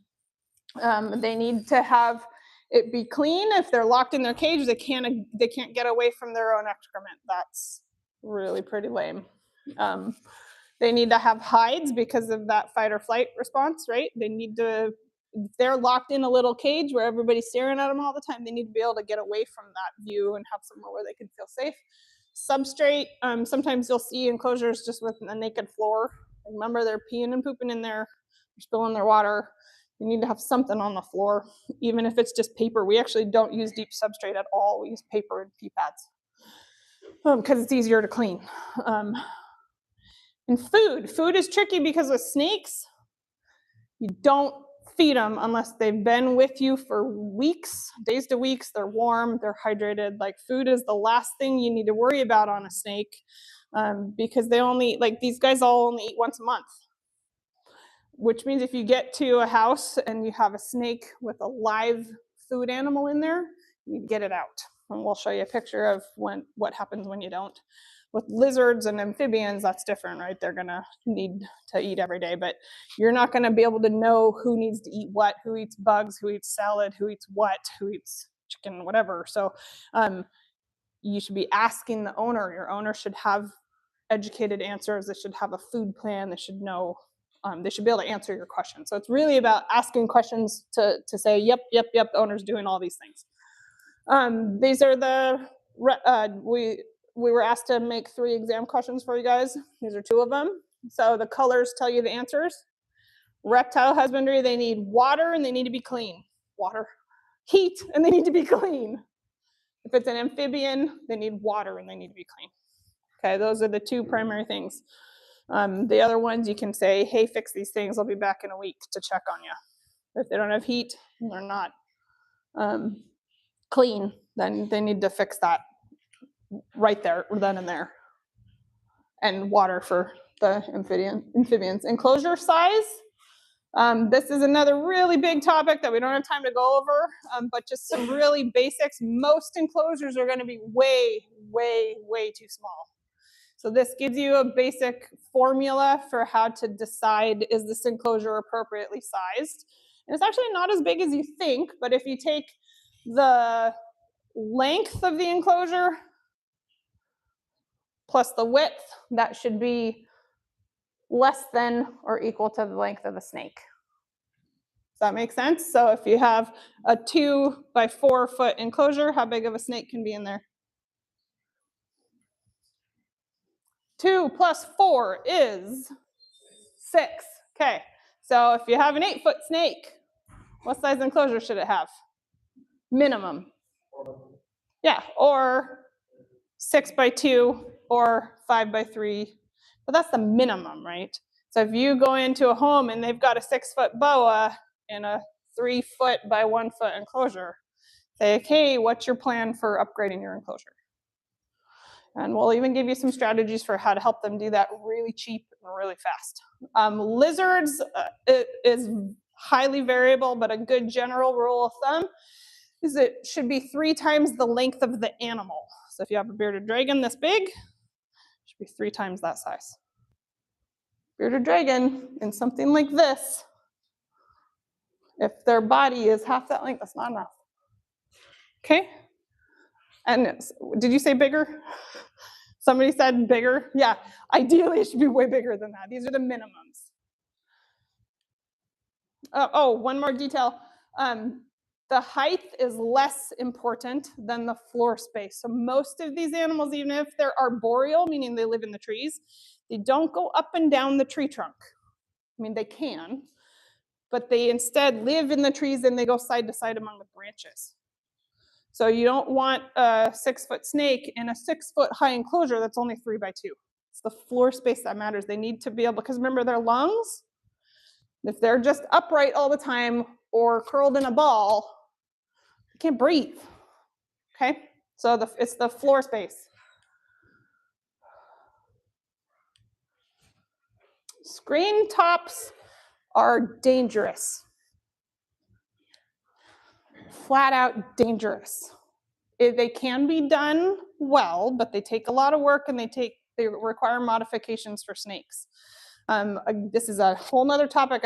I did a whole hour and a half long lecture on just this.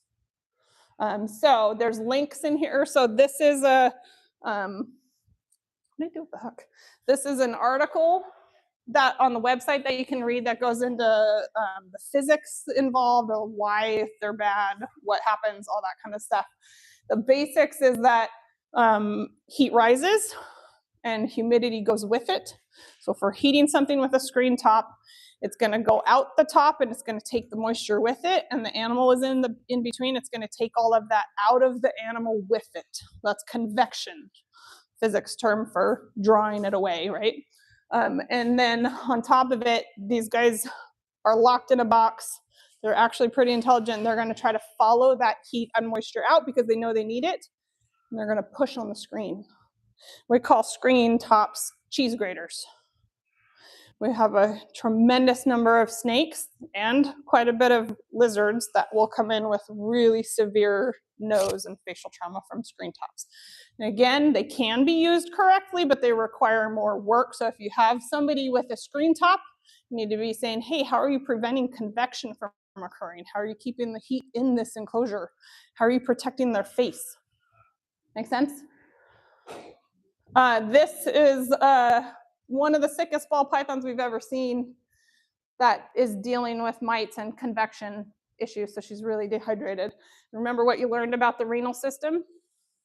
That snake is really sick, right? I mean, oh my God. This is the cheese grater effect. That guy was rubbing his nose, trying to follow the heat out for so long that he destroyed his lips.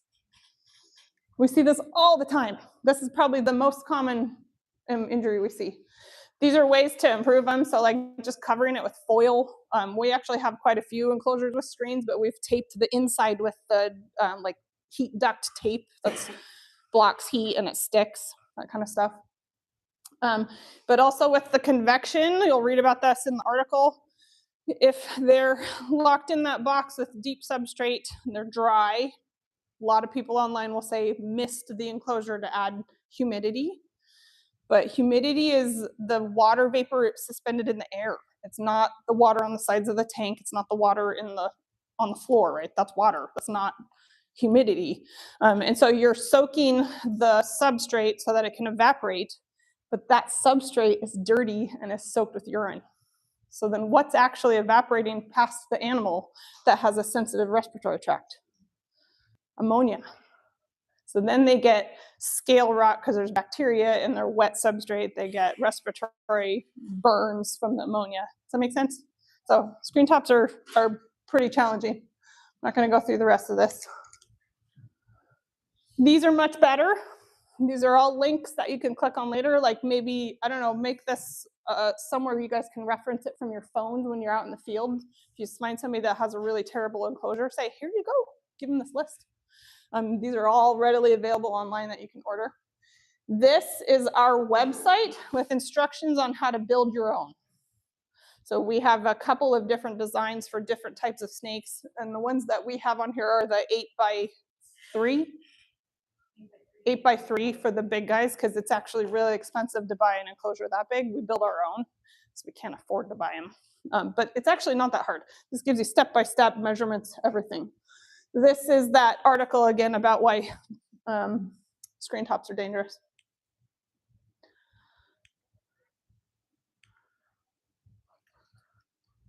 Oh, oops. Okay, so this is a whole wall of enclosures at Snake House. This is the central room. These are the ball python enclosures. These are 4x2, so they're pretty good size, bigger than these. That's only a $250 enclosure. Not that expensive. Those are Dubia.com enclosures. They have screen tops. So this is the ones I'm talking about where we've attached plexiglass on the insides of some of them, removed the screen on some of them, or replaced it with PVC. That's a pain in the butt. So I actually started just doing the foil tape on the inside, and that's actually been working pretty well. But that it's not that, I mean, people can afford this. Okay. Going to the pet store and buying a fish tank with a screen top is not ideal for a snake or a reptile. Now, chameleons and like amphibians, there are lizards and other reptiles that need more air circulation or, you know, like drip sets from above. There's other stuff that where you do want screens, but in general, snakes suffer a lot of damage from screens. Okay, topic 4 is gonna say, how do you guys know when to raise the alarm and start talking to this pet owner to say, hey, you need to improve? There's no way we can go through everything, but we're gonna hopefully show you some pictures of the most common problems that you're gonna come across. So, so one of these snakes is healthy and normal, one is not. What do you notice about which one of them? And it's the same species, so they should look the same. Meh, not really. I mean, there's actually water on that one. Very pale in color. Color, not really. What about shape? Look at her eye on the top. What do you notice around her eye? Sunken in, so her face is swollen. So do you see the difference? So this is a healthy, normal boa face. The structure where you can see like her nose bone, like think like you're looking at like your nose here. If you have a black eye and it's all puffy, that's what this is. So see how swollen her face is around her eye? So if you see that, that's a snake that needs attention. So you can have all these different color morphs. So like this one is pale, but she's never gonna be brown. That's why I was like, yeah, you can only tell if they're pale. And dogs and cats, you can't tell if a dog is pale unless you look where? Gums. So the mucous membranes are where you look for paleness. They're not like us where you lose like your skin pallor. And with people with darker skin, you can't tell very well either, right? So with reptiles, it's not really their skin color, it's the swelling. You'll see a whole bunch of pictures.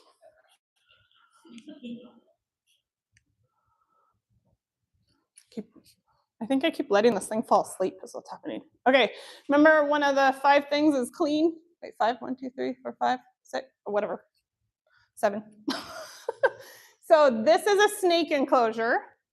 And I mentioned earlier that snakes eat once a month. The really young ones, maybe twice a month, which means they only poop once a month, sometimes less. Sometimes they'll eat 2 meals and only poop once. That's a species thing. So let's count the poops. There's 1, 2, 3, 4, 5, 6, 7, 8. How many months of neglect is that? Yeah, probably 6 to 10 months of neglect. They need to be clean. Lizards are messier. Retics are messy too. So like a lizard's gonna need to be cleaned, you know, weekly or daily because their metabolism is different. But with snakes, when you see a dirty snake cage like this is also shed. They've shed several times and it was in there so long it got torn apart. So a simple thing of saying, is this enclosure clean? Sounds like it's so simple, right? But it really means a lot. Also, no heat was in this. This also had no water. This is when we got to a house to pick up a snake. This is what we found her in. So they're ectotherms, they need heat. If you see an animal in a cage with no heat, immediate intervention is needed. They have to have heat, even if it's just locking them in the bathroom with the heat set to 90. Like, they have to be warm. That's actually not good enough. Ambient air temperature is not going to heat their core body up enough to do basic metabolic system functions, whatever, but still that's better than nothing.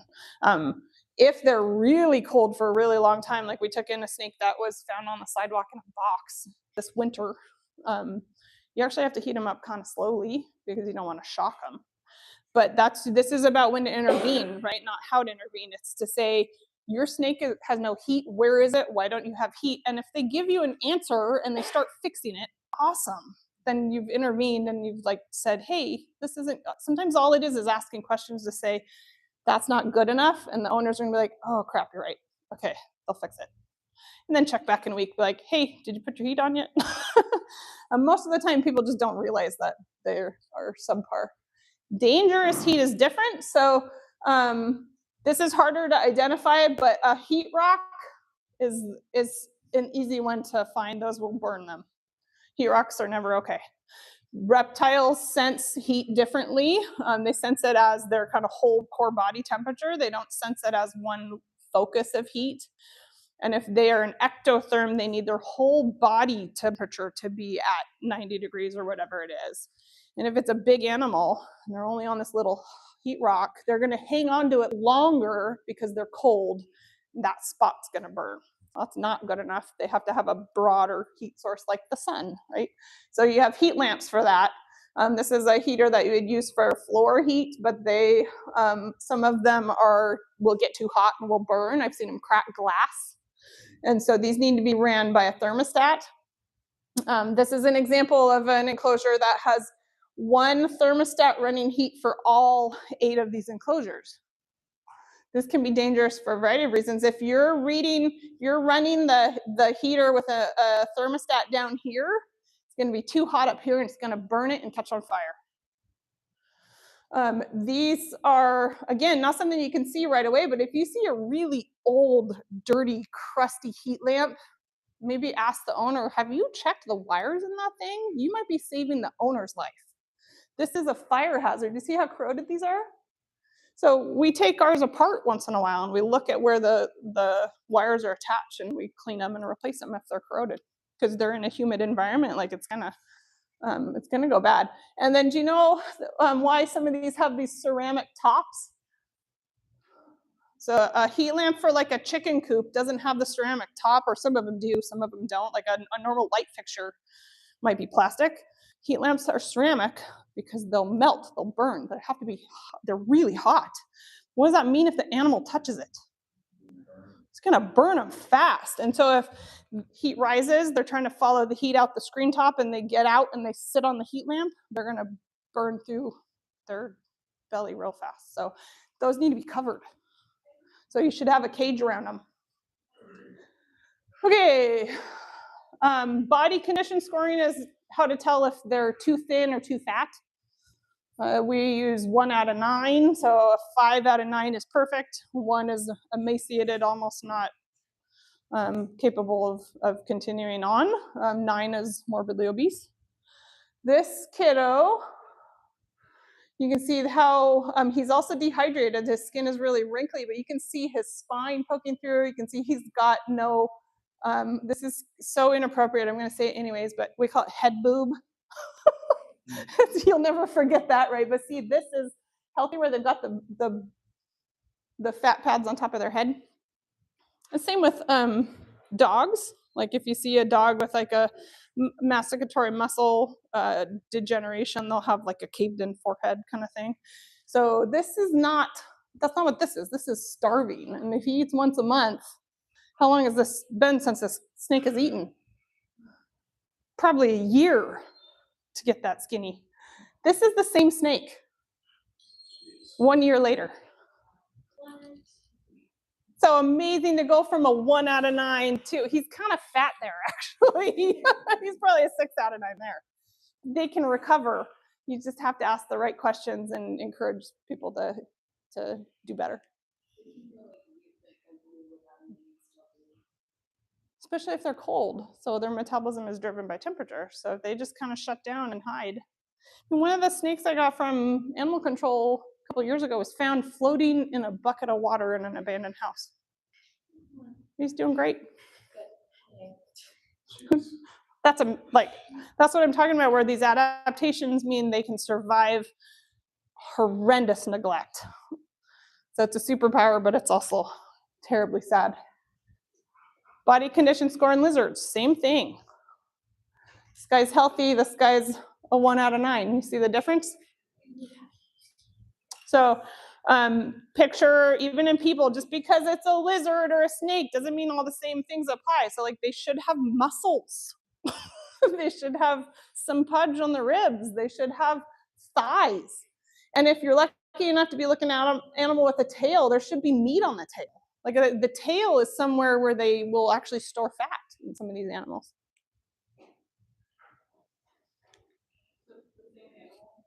No, that one's not, but could be. Okay, this is skin injuries. So this is not only do they need help, but they also need husbandry changes. So this is a burn on a snake. Okay, you can see how it's like kind of red and angry. This is from being on an unregulated heat mat. This is just kind of a rub, raw injury. This is a laceration. The same thing. They rubbed their scales off because they were itchy or something, you know. Right? So you need to be saying, or is your skin looking healthy? And this doesn't mean like you're going to take them away from the owner. It just means it's like, hey, did you notice that your snake has a wound? What's your plan? These are scars. These are healed. These don't need intervention. So snake skin, sorry, we do snakes. So a lot of my stuff is snakes. We'll have some other ones later. This is a scar that goes all the way from her head, you know, like 2 feet down her neck. She had vertebrae exposed when she came in with that wound. She's fine. Superpower, she grew it all back. But because she was in the right environment, right? That's Leroy. No. Now I can't remember his name. Larry. That's Larry. Oh my gosh. Like, wait a minute. This is a scar from a burn.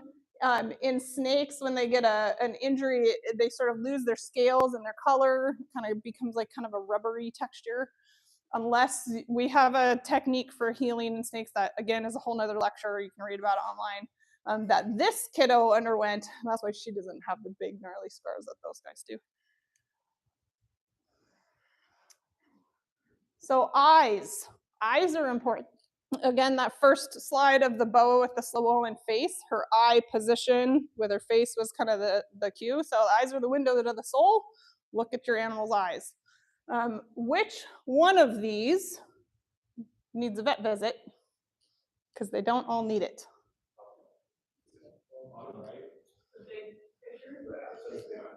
Yeah, so it's this one.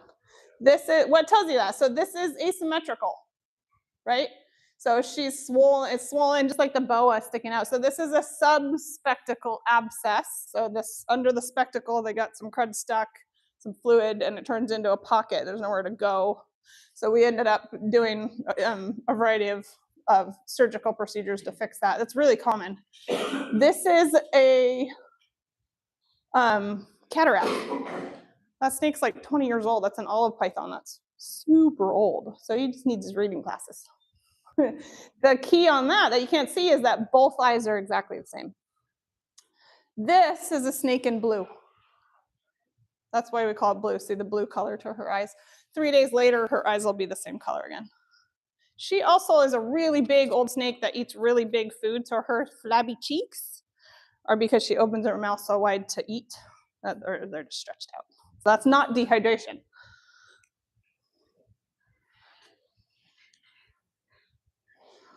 There we go. Mouth injuries. So remember the screen top stuff if you're in a cheese grater? This is a boa that rubbed against the screen top for so long that the maxillary bone was missing. Not all of it, but like there, see the nostril here is gone. That's just a screen top and an owner that didn't pay attention. We had to euthanize that guy. He had osteomyelitis and damage so severe in his face that we didn't think it was fair to keep him going. The berm with the no lips that I showed you, he's doing great. He actually grew his lips back. So this guy got into the bone, whereas the berm, it didn't get that far. They called me for help before we got that far. This guy is stomatitis, and the reason you can tell is he can't close his mouth. Remember the video of the snake that's sticking her tongue out and it's closed except for the little tiny hole? So their lips should line up. So this snake has a swollen nose and swelling inside the mouth. This is that first boa with the swelling around her eyes. She's also what in this picture? She's blue. See her blue eyes? That's obviously an abscess, right? This is on both sides though. See how it comes down here? And that's an abscess chin. These guys all need vet care. This one was euthanized. This one was euthanized. These guys had surgery. So we saw this picture before. Dysectasis is the word to describe an abnormal or poorly completed shed, or the inability to shed. So dys meaning dysfunctional, ectasis means removing the skin. So this little bug was in a screen top enclosure with really deep substrate that was filthy and had mites. She's perching up high because she's getting away from her gross substrate. Her mouth is open because she's got respiratory burns from the ammonia. She's immensely dehydrated and she has mites. However, that's 1 week later. So it looks really bad, and it is really bad, but these guys have superpowers. All she needed was a clean enclosure and a bath. That's silly, right? Like how could you let a snake stay like that when all it needs is a clean plastic tub and a bath? And again, if you go into a house and you see a snake like this, get him to put him in a tub, give him a bath, get rid of the dirty substrate, and say, I'll be back in a week. And you might be surprised. You still got to check in and say, did you do it? You know what I mean? But most people, I always say neglect is almost never purposeful. It's just the absence of care. Neglect is not the same as abuse, right? It's usually poorly educated people or somebody that's too busy, or they just don't realize that they're failing.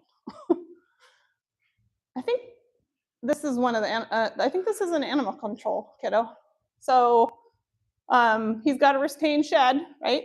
You can see how kind of papery and loose that skin is. Probably. I can't. Yeah, is that who that was? I can't remember if it was. I think you're right. Yeah. Oh, yeah. That's the same day. She just needed a bath, and all that shed came right off. But remember, we were saying if we don't help, if their shed gets stuck and they're too dry, they will get trapped in it. They can't always get it off. And if they have that happen multiple times, the shed gets too thick, they'll get stuck and they need help. Okay, so what's unique about these kiddos? Look closely. Yeah, so he's missing his feet and his shin. And yeah, that's why. So this is dysectasis in a lizard. So remember we're saying they get stuck in their shed. So in this guy, and this is really common with lizards, it'll not come off if it's a little bit dry. Say they're sitting in their bath water and their tail sticks out because it's not big enough. The tail stays dry. They get it all off except for the end of the tail or their toes, their nose or something. You go through another shed cycle, happens again, happens again, happens again, happens again, and then it constricts it and the tail falls off. So that picture about the tail autonomy, those two animals, the one that lost its tail, the bearded dragon, was from dysectasis. The other one was Icarus, who is a dum-dum and climbed a ladder and fell on his tail, broke it. But this is really common. So silly, but just add water. That's why water is one of those items. Water is way more important than food. So this is a bath for a snake that's really sick. We cover them in a towel so they don't feel exposed. We just make sure that they can get their nose out to breathe. And that water is probably 90 degrees. We give them half hour in it or whatever. A lot of animals will feel when you warm them up, they're going to be uncomfortable, and so they'll try to get away from the heat. So you don't want it to be too super hot, but we do also put a lid on them so that they have to stay there. And you can see this is a thermostat or a thermometer, so we know what temperature the water is. 92 is what we usually go for. Did I see a question? No. Lumps and bumps, they should be symmetrical. So lumps and bumps are actually easier to see on a snake or a small animal like a lizard. You know, like with us, we can hide them, you know, under clothes, or like a dog, they hide under their fur stuff. These guys, you can see it really well. So see all these bumps on his spine? That's Percival. This bump is here, this is her ribs, and then these are bumps on a yellow anaconda. Those need to be seen by a vet. These are they're in weird positioning. So this is the anaconda. We did surgery and removed. These are little inspissated abscesses that we removed. This is the snake that was up here with the spine. This is a congenital defect. So he was born with, there's research going into it right now. They think it might be related to Lou Gehrig's disease, I believe, but it's still under research. So he was born this way, and then over time it gets worse and worse and worse. Where they fold in on each other. It kind of reminds me of actually French bulldog backs. They have I'm not going to go into that, sorry. Ask me later about French bulldogs. This is that boa with the rib bump. This was the one we could see, but on X-ray you can see. So this is a mycoplasma infection. So this is osteomyelitis infection in the bone, which usually starts somewhere else in the body, and it goes through the bloodstream and then plants itself somewhere else in the body. That's not actually bone cancer, it's just infection. But once it gets to this point, you can't get rid of it because you can't remove all those bones. This guy, luckily, we could remove his infection. The boa, we couldn't, so she was euthanized. Lumps and bumps, right? It's not as hard to see lumps and bumps on kiddos that don't have hair. This is cancer. This is metabolic bone disease in both of these guys. So see the spine lumps, and then see his arms. So metabolic bone disease is when they don't have the right calcium levels or vitamin D to process those calcium levels, and then it gets drawn out of their bones. And then this is an eye abscess, but you can see the difference, right? They should be symmetrical. No questions? Okay. I covered these pictures just to give everybody a second to be prepared. Remember what we said about turtles? That's their back and skin. That's not necessarily a shell, it's their back. It's not like a snail shell. So this first one is showing you cannot paint a turtle shell, it's their skin. If you covered yourself in paint from head to toe, you would have issues also. So later on in life, if that turtle wasn't rescued, his skin would be really deformed, their shell can't grow properly. So do not paint turtles. If you see a family with painting turtles or at a fair or something, you should say, hey, you guys, this is not okay. Get it off of them. Okay, you ready? Or not? Okay, so that, I can't remember which story goes with which animal. These are all from WSU. This is post-op from a the plastron is the bottom shell. This is a plastron fracture that was put back together with fiberglass. And so it's like a cast. So this is obviously needing the same treatment. But if you think about what that is, that's like having an open fracture of your arm with bone exposed, sticking out. That's not just a broken shell. That's an open back fracture involving ribs, lung, and potentially spine. That gives me goosebumps even thinking about that, these poor turtles. Okay, you ready? This is a surgery picture. So this is a purposeful wound, right? This tortoise, I can't remember what it is, had retained eggs and bladder stones. But to think about how to get into the abdomen of a turtle, because it's covered with shell, you have to remove the shell. This is the planning of the incision. This is with the plastron removed. And you can see open abdomen. So this is all the organs, bladder and when they went in there, they had to remove the bladder stones and the eggs, and then they do this to put it back on. Right? It's not what you think it would be, is it? No, it comes off eventually. So they're also going to still shed and grow, and you'll get to see. We have a tortoise here. You'll get to see the growth rings on him and how he grows. We need to hurry up. Sorry, we're going to go overtime, you guys. I apologize. Okay, remember I said don't feed them?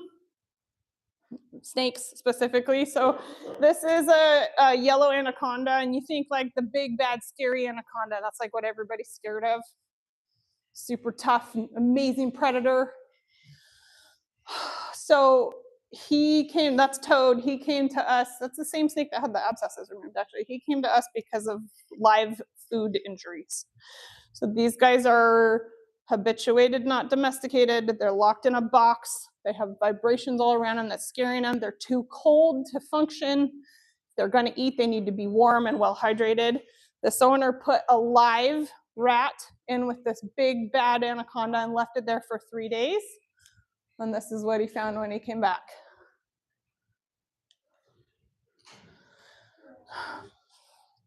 So the learning here is do not leave live food animals in a snake cage, ever, for any reason. If you're gonna feed live, we do not feed live at all, ever. One, because I think that every life matters, and that food animal deserves a humane death, just like everyone else, and strangulation by snake is not a humane death, right? So why would we force them to go through that when they don't have to? But it's dangerous for the snake. So this big scary anaconda was too cold and not hungry, so he just sat there, and they don't have the same skin sensation that you would expect, and this rat ate the anaconda instead of the other way around. This is skin and sub-Q missing. This is muscle exposed. That's his vertebrae. From a little innocent rat. When they're attacked like that, they just hunker down and get scared. They hide. Yeah. And this will kill them. I mean, like if they're left that way, the rat will eat the snake. Rats are omnivores. Okay? He actually was one of the animals that we kind of pioneered our healing technique that we do with medicated heated water baths. And he has no scars. Pretty incredible. There's an article about that online. You can read it later. So how to intervene? This is sort of a trick question. This is your third exam question from the lecture. What's the best way to help a pet reptile or amphibian in need? You see that the answer is maybe not what you think it would be. Unfortunately, there's nowhere for these animals to go. Rescues are full, zoos don't want them. Most facilities like shelters aren't equipped to handle reptiles, which hopefully you guys will kind of learn some strategies so that you can become that person that can take that animal in, but you're gonna need to take it home probably. So there's nowhere for it to go. So when I say you're intervening, I'm not meaning you're going into a house and taking a pet away from their enclosure and their yeah, wake up. Does that make sense, you guys? So your goal in intervening is asking critical questions, revisiting, giving them information, helping them improve, because we're full. We actually have a new plan moving forward for how we're going to be giving back to the community, and it's not necessarily taking in animals anymore because we're full. We don't have anywhere to put them. These are all just resources. Those are veterinarians that you can tell people to call. This rescue is in Tacoma. They are amazing. They have a really big building and an army of volunteers, so they are still actively taking in animals. They've taken a huge number of animals. A little worried they're going to overstretch themselves, but they're actually doing amazing. So that's who I would have you guys take animals to if it's small. And then in-home coaching, I consult all the time with pet owners on what to change in their home so that they can keep their animal. Just last week, I've been able to get somebody to keep their 2 boas, somebody else to keep their ball python, because we were able to teach them what to change, and like, yay, they're eating, yay, they're fine. So people want to learn. You just have to be that voice of reason and the one that asks the question to say, we need to make a change. Where's the, Jeanette's gonna walk around with this. This is what I want you guys to use if you go into a home or you are stuck with an animal that doesn't have a healthy enclosure. She's gonna walk around with this. They're better off in a plastic tub from Home Depot than in a fish tank from Petco. And this is really cheap. You can buy a clear plastic tub. These are the links that you can click on Amazon to buy these products. This is a human heating pad. What's unique about this is it doesn't have the auto shut off. It has high, medium, and low. So you can set it to low and leave it on and it's gonna stay on. Most heating pads will shut off after 6 hours, which is not ideal. This is a plant thermostat for like growing seedlings. They're not super accurate and they'll have a variation of 5 or 6 degrees, but you know what? That's better than them getting burned or being too cold. So if you set that to, you can see it's taped, so the heater is taped to the bottom so they can't burn themselves. And then the probe for this thermostat is on the inside taped to the plastic above the heater. We set the thermostat to 90 degrees. And you can take any snake or even a small lizard and put them in something like that. The other thing is it has handles and there's holes in the lid for zip ties. So like you still have to make sure that they can't get out. But you guys could all build one of these really fast and have it like in your car at home or at the shelter or somewhere. And I'd rather see specifically a snake in one of these than a screen top aquarium. For substrate, we use pea pads, or you can do newspaper, you can do paper towel. A hide can be a cereal box, cracker box, whatever. Remember, don't feed them. You guys know what refeeding syndrome is? Did I hear yes? Yeah. That's a pretty scary situation where if they're 1 out of 9, you got to get them back on food in a pretty careful way. And that does happen with reptiles. Okay, we're moving on to animals that you get to handle, I think. Almost, we're almost there. So now we're just gonna go over the most common pets. Again, it's over 20,000 species. We can't cover everybody, so we're trying to help you kind of at least know the most common ones. So when you see them, you're like, oh, that's a ball python. Oh, that's a, whatever. So we're not going to be quite as good with the lizards and the amphibians as the snakes. I apologize for that, but we are who we are. That's Icarus again. So these are the more common types of pet reptiles that you're going to see, just this list. So if you have time and you want to do some homework, you can look them up and try to sort of get used to what they look like. And then these are some of the more common amphibians. So common lizards, the green iguana is really, really common. They're terrible pets. They're terrible. So I don't recommend them, but they're cheap, easy to get, and a lot of people have them. They're terrible for so many reasons. Oh my gosh. Chameleons are really common. You see them all over the place. They're also terrible pets. They're really sensitive. They're really, really hard to keep them healthy. So I don't recommend them as pets, but you're going to see them. And they're going to be sick. They all get hydration issues. They all get metabolic bone disease. None of them eat. They don't belong in captivity. These guys are not too bad. These are probably my 2 favorite reptile or lizard pets. So if you have a kid that wants one, get them a bearded dragon or a gecko. They're awesome. This is why they're called bearded dragons. You see his beard? What do you want to critique his body condition? Is that a healthy bearded dragon? Is it happy?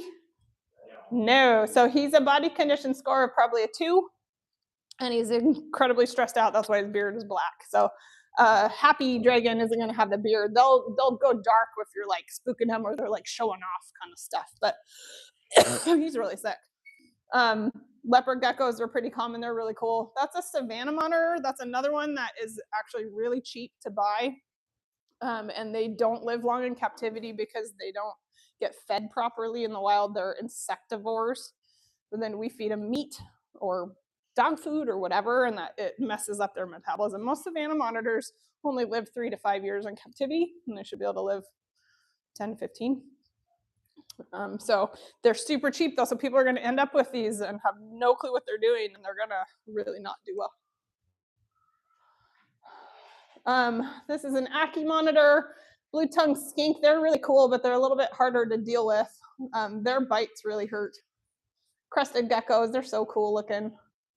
Roughneck monitor, the monitors are a really big group. That's actually a pretty small one. She's only, like this big. That's actually a really cool pet. There's all kinds of geckos, and then that's Icarus again. Clearly we're a fan of Icarus.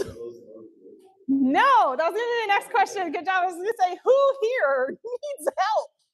Yeah, he had metabolic bone disease and really terrible infections in his arms. Turtles and tortoises. There's a lot out there. These are the most common. This is a sulcata. This is really, somebody get crumb out.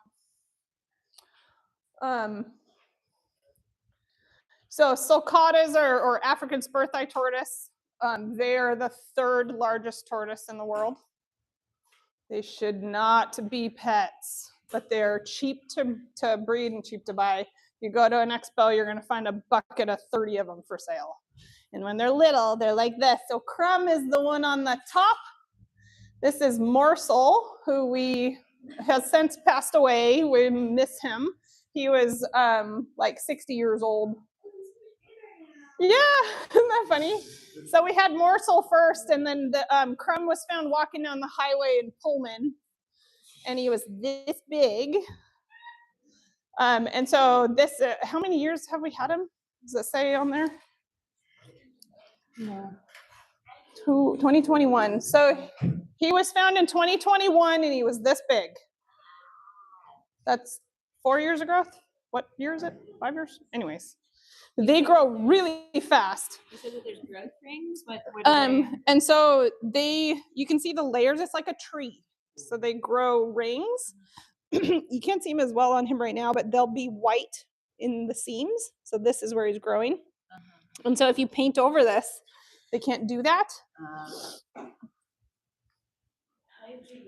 So he's gonna, depends on the paint, right? I mean, like, just get a scrub brush and some soap and water and start there. Mineral oil can help take it off. You don't want to use anything too harsh. Well, it's still better to get it off. Yeah. I mean, use some nail polish remover and just get it off and then wash them. And Mirka, remember we were going to go around, not in between, just because the last 6 years we've walked in between and like trip over everybody, and with the snakes, if you're scared, you can stay in the middle. We won't go through. Anyway, so box turtles are really common. Russian tortoise is really common. Sliders are really common. These guys all need different diets, different habitats.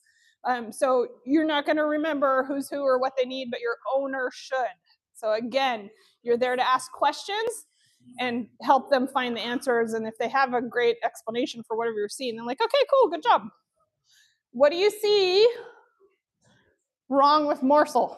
What do you notice? Yeah, is he healthy? Does he need help? Yeah. That's why we had him, right? So he had a sinus abscess and really severe facial abnormalities. He also was in kidney failure.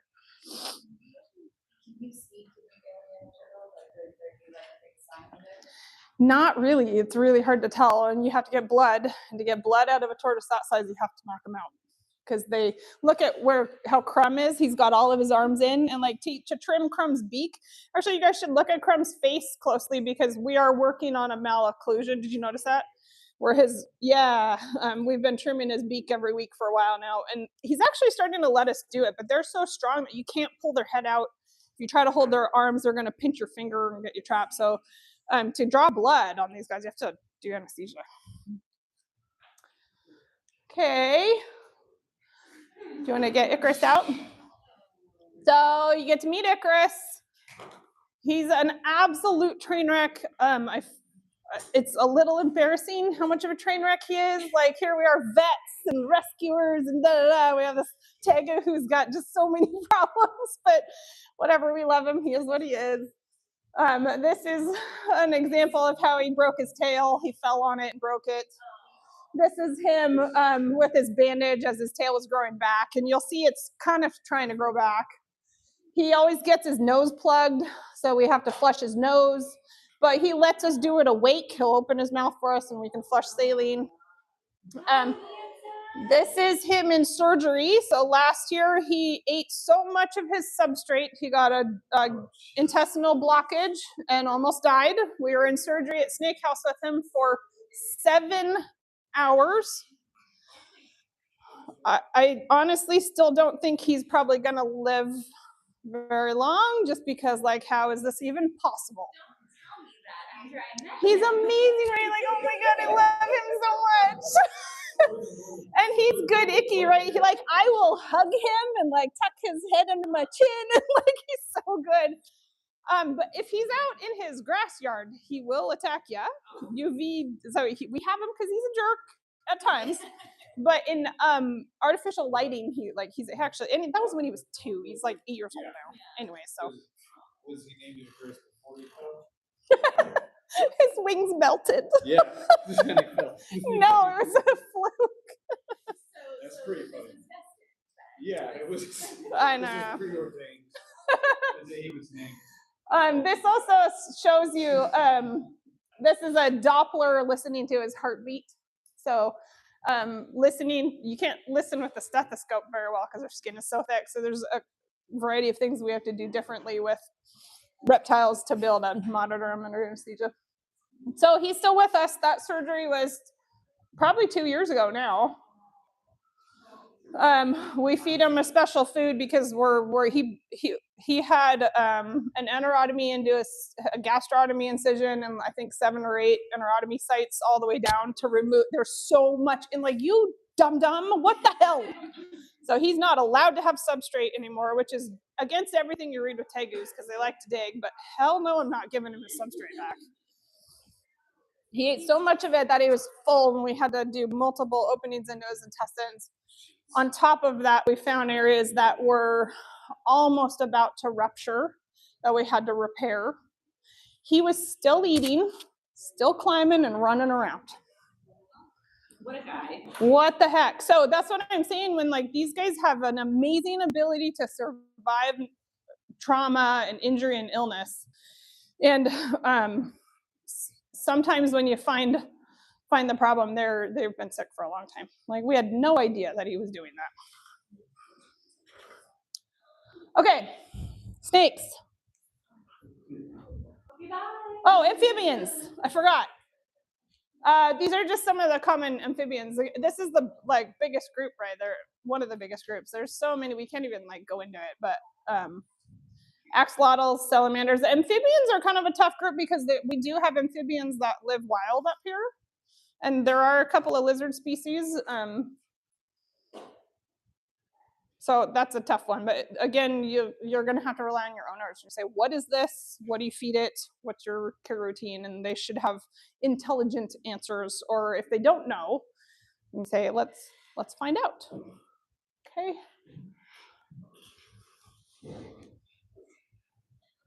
Okay, we're going to go through the more common snakes. Again, we cannot go through all of them, but we brought the most common ones.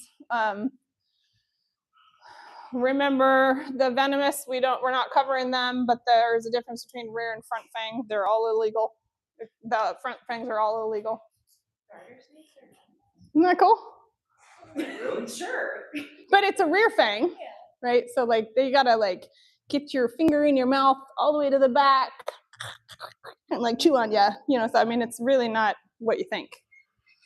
The boom slang is dangerous just because their venom is so toxic that a little bit is going to go a long way, whereas most of the rear fangs aren't, their toxin's not that bad. Okay, colubrids are the fast little skinny guys. They're really common. They are on every continent. Okay, there's a whole bunch of them. We're going to just show you, we didn't even bring any of these because we don't do littles. Dr. Finch at Wazoo, she's got snake house teeth and she does the littles for us, so she's got her littles.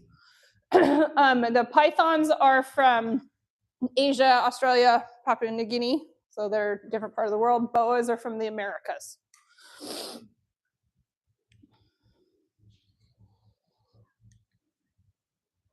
Okay, so I put on here little faces to help you kind of get a sort of a general idea of how to tell what's what. It's not perfect, but you'll kind of see what I mean as we go through it. So the clubrids are little smiley guys.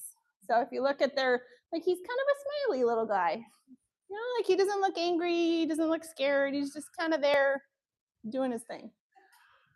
They're also really, really fast.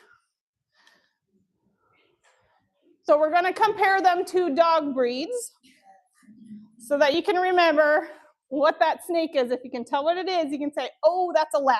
Okay, no big deal, here's how I handle it. Again, it's not perfect, but it really does kind of work. These are the Yorkies, like they're itty bitty.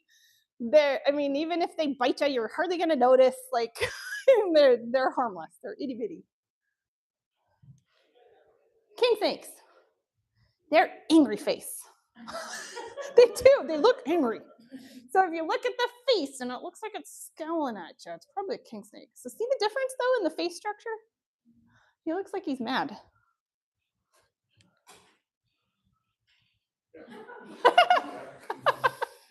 That's a min pin, not a dobie, right? Yeah, is it a chihuahua? Maybe. Well, I wanted it to be a min pin because I've gotten bit by more min pins than dobies. But they're small. Like it's actually not that big of a deal. Just pick it up and do what you need to do. Like it's not that big of a deal. They think they're tough and they're gonna try to bite you. But king snakes are like that. So king snakes are called king snakes because they eat other snakes. So they're fierce. No, they'll bite you. But they're tiny, so it's not a big deal. They're just hungry, yeah. And actually, a king snake, it's not that uncommon for them to try to eat their own tail because they eat snakes, and if they're really hot and they're really hungry, they're like, ah, yum, let's eat, that's a snake, and they'll eat their own tail. Like, it does happen. You just put hand sanitizer on them, and they'll spit themselves out. And then they'll do it again. So if that happens, you gotta cool them down. That means they're too hot. But mm-hmm. Those king snakes, are they feed the other snakes? Not usually. You usually feed them mice. Yeah. But they would. Yeah. Ball python. So now we're going to do live snakes, you guys. We brought examples of, I think, not quite everything else. But so ball pythons are the most common. They're also the best. Well, I don't know. Actually, I think boas are my favorite. But ball pythons those are the ones that I said might actually be almost domesticated because they've been overbred. They're overbred because they have all these amazing color mutations, and so people breed them for genetics research, and like they're just fun. They're called ball pythons because when they're scared, they curl up in a ball. The one that Jeanette's going to bring around, he's better at curling up in a ball. He is pretty old. He's been to this class many times. He's been everywhere. And so hopefully he'll show you the ball thing. But he's old enough, he might not care. But so, and then the other one, Cammie's gonna bring around Mirko because we don't really know what he's gonna do. The one we normally bring, we brought the understudy. Stevie normally comes because she's bomb-proof like Malcolm, but she's in blue. So we brought somebody else. So Cammie's gonna handle him just because we don't really know. I don't know if he's gonna curl up in a ball. Normally Stevie curls up in a ball perfectly. You can like hand her to somebody and you can hold her in one hand in a ball. But that's like, see this picture? This is why they call them ball pythons.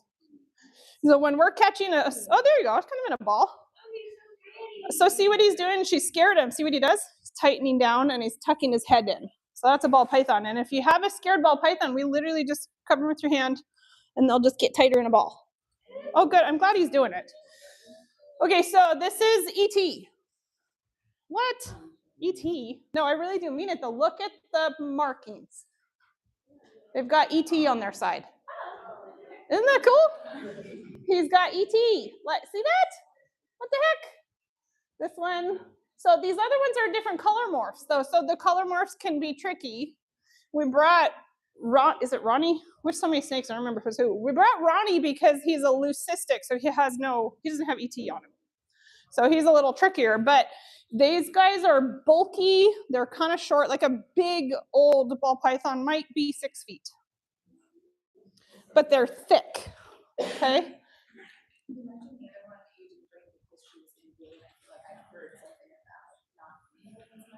is just stressful. Fathom is, somebody's in blue. Harley's in blue, but we brought her anyways because she's cool.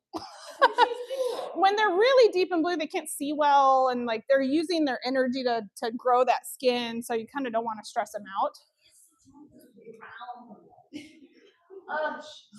These are the Labradors of the snake world.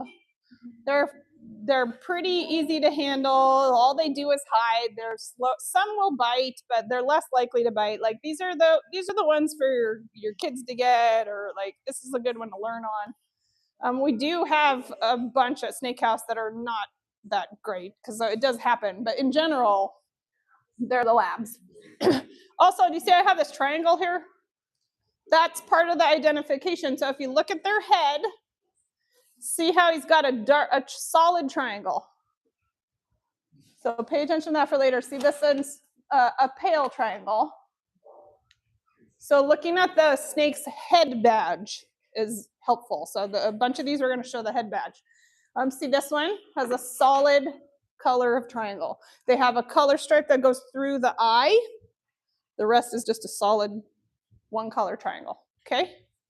So ET, curled up in a ball, and a triangle color on their head. Unless it's leucistic or albino or something, but hey, what can you do? So Frigg, so unfortunately, our two best carpet pythons can no longer come with. One of them got sick and passed away several years ago. Sala, who is our absolute favorite, has cancer. He has developed an osteosarcoma growth on his spine. And so he's still happy and healthy and eating and at home, but his tumor hurt, so we chose not to bring him. It's unfortunate because Frigg is really, really good, but she doesn't have as good of the head badge to show. So you're gonna be stuck relying on the picture a little more. She's also really unique in that she is axanthic, which is a genetic term meaning no yellow pigment. So she's white instead of yellow. So this is a coastal carpet python. This is a, can't remember, what's the other? Yeah, thank you, jungle.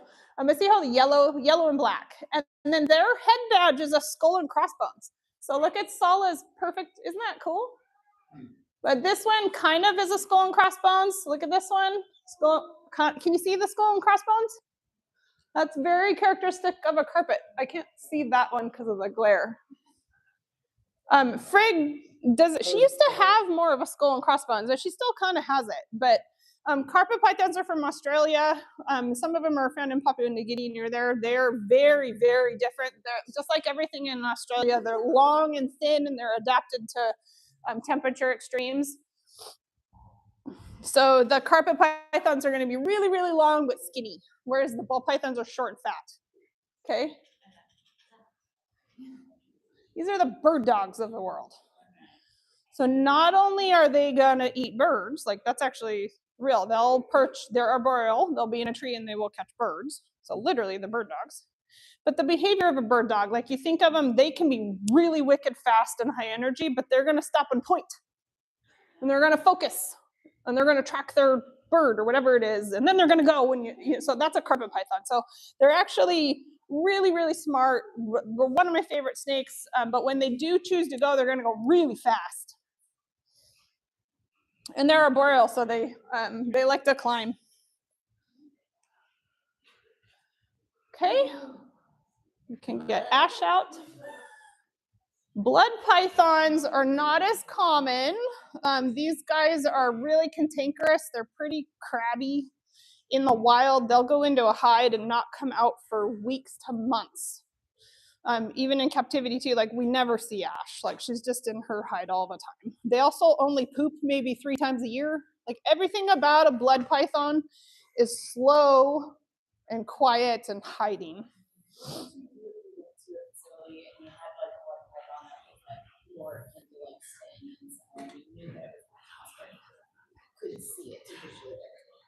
I would ask the owner to show you. Yeah, so, or ask, I mean, even just ask questions like, hey, I can't see him. Is he okay? How long has it been since he pooped?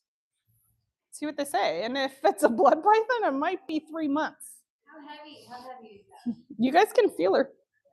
And so this is the only blood python we've had that's been well enough behaved to even come to these. Like, they are crabby pants, antisocial. They do not like people.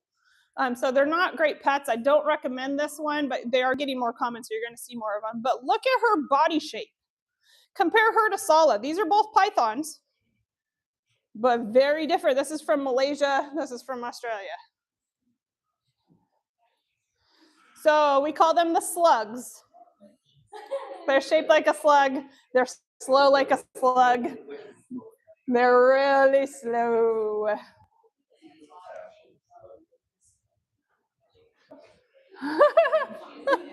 These guys are like the English bulldogs. Like, you carry them places. They don't run. Now, that's not to say that if you piss off a blood python, they can move their body weight very fast. Like, it's still a snake. It's still very strong. Like, if they're going to launch, they will. But they're way less likely to choose to move. They would rather hide. So if you have to catch a blood python, I would just look at it with this, and then I would stick a towel over it with the hook or a box, and like, don't even handle it with your naked hands if you don't have to, because they won't enjoy it. Like, they're gonna hate you. So like, why force them to be handled? And Ash is unique in that she's so good.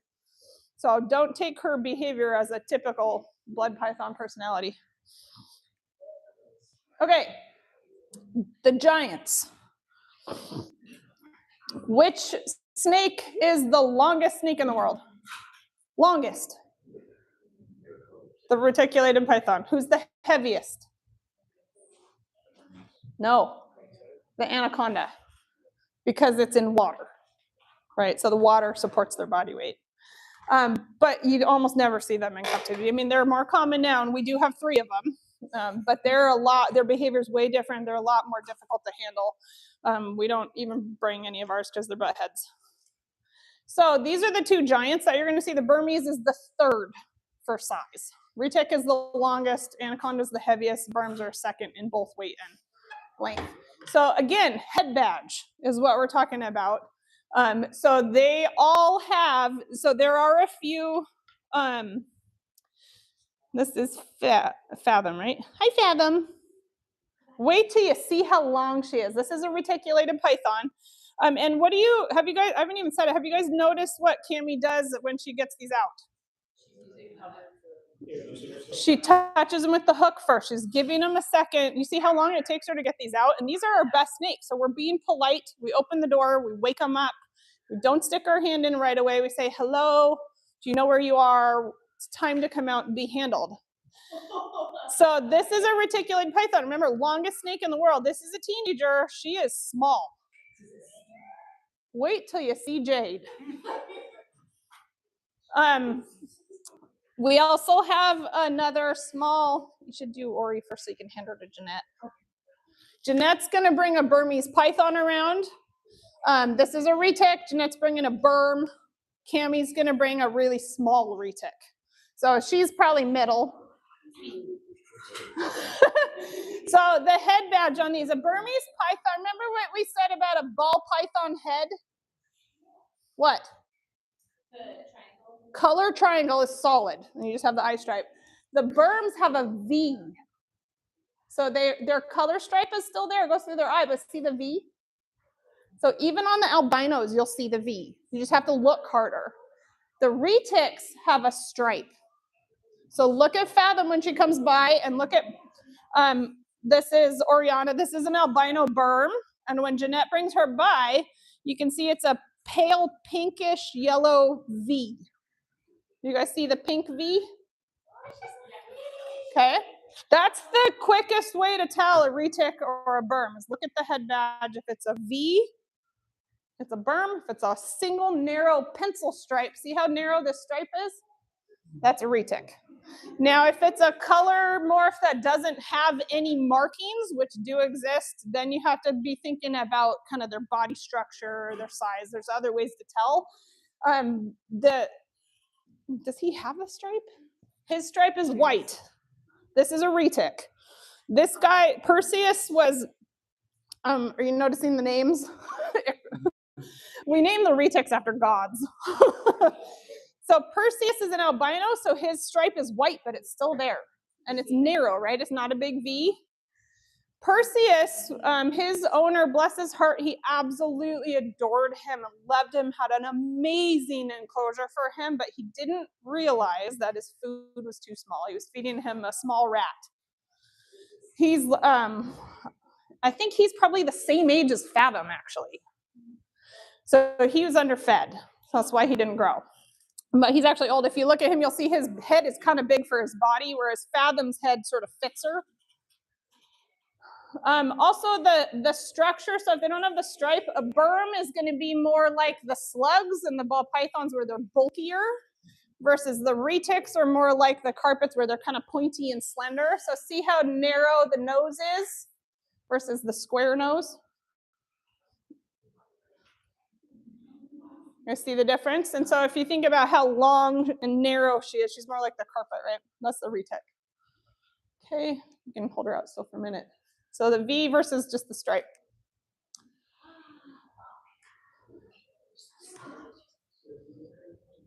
Notice what nobody's doing with the snakes? Don't do that. No. Yeah, so we teach one shoulder and the waist instead, or a leg. So the berm is a mastiff, big and slow. They're not likely to want to run around much. A retic is more like a greyhound where they're wicked fast and they love to run. So the retics are really fast. Okay, their markings can be helpful too. So these are both normals, and if you look at the berm, there's an albino. You're so strong. So the berms have square markings. Sort of. It's not perfect, right? But when you see Etna will come out, she's a berm. They're square markings. Like if you see on Ori, do you see how she's got these perfect squares? Okay, versus the retics have an S shape to their colors. Again, there's color morphs that don't have any marks at all, but if you see the squares and the V, it's a berm. If you see a pencil thin line and the S, it's a retic.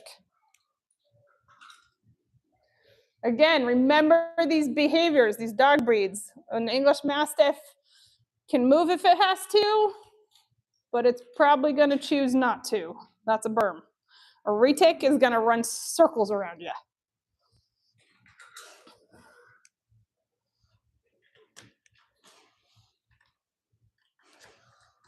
Wake up. Boas. Mirko, latch that. Are you sure? Doesn't look like it.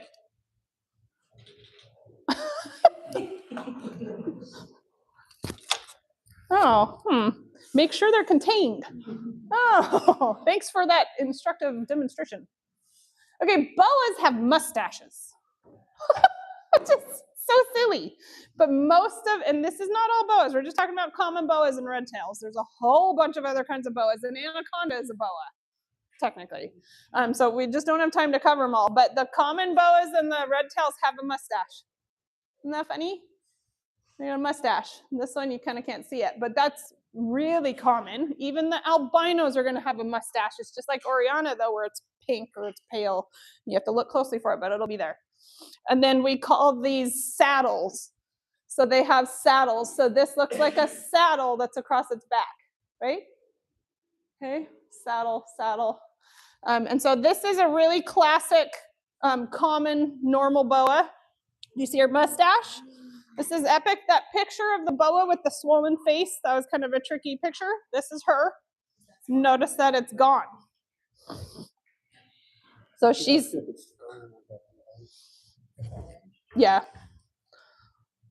But so you see her mustache and you see her saddles, right? These guys are kind of in between where they don't have, they're longer. They might be, the common boas might be 8 feet, maybe. Rarely a 9-footer. They're not usually going to be that much bigger. They're bulky enough to be kind of substantial, but they're not going to be super fat like the ball pythons or the slugs, blood pythons. This is a boa who, poor Harley.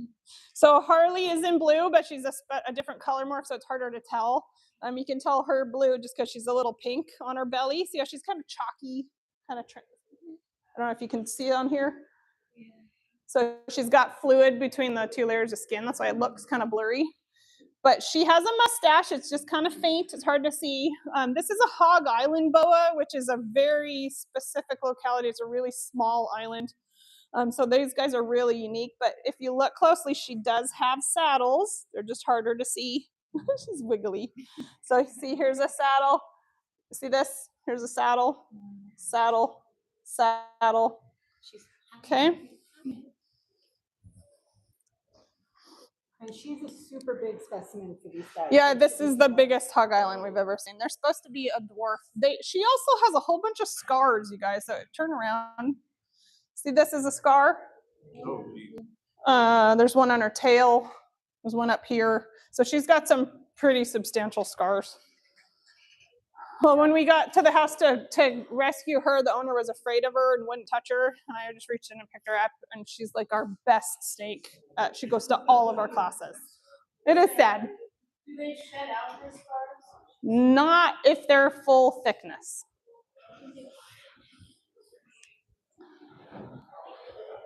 So these guys are English Mastiffs also, kind of like the Burms. They're going to choose not to move over moving if they can avoid it. But see, this is a really dark morph. See, she's got the saddles. Okay. We're almost done, you guys. These are all boas that have different color morphs. So this is an albino, but look closely. What do you see? You can see the saddles. You're squinting. I know the glare makes it hard. Even the albinos are going to have saddles. She also has a mustache. You just have to really look carefully. But do you see mustache? She's got a mustache. You can't quite see it there. There's a mustache there. Mustache. They have mustaches. This is a color morph where the markings genetically have changed shape. So these kind of weird crisscrosses, that used to be the saddles. And then the spots on the tail technically aren't saddles, but they're usually there on a boa. Same, this guy is a hypo. See how small the saddles are? But he still has the mustache and he still has the saddles. Again, these are the English Mastiffs. If you want a big snake for a pet, get a boa. They're super good. They're really easy to handle. And they're big enough to feel like a substantial size snake without turning into one of these giants. Okay. There's a whole bunch of other boas. Remember, we cannot cover them all. These are all snakes that we have at Snake House. These are all boas, but we just don't have time to cover it. So anacondas are boas. That's a green. That's a yellow. An Argentine boa. The doomies are fairly common. You might see a Dumeral's boa. Sand boas, rainbow boas. There's a whole bunch of them.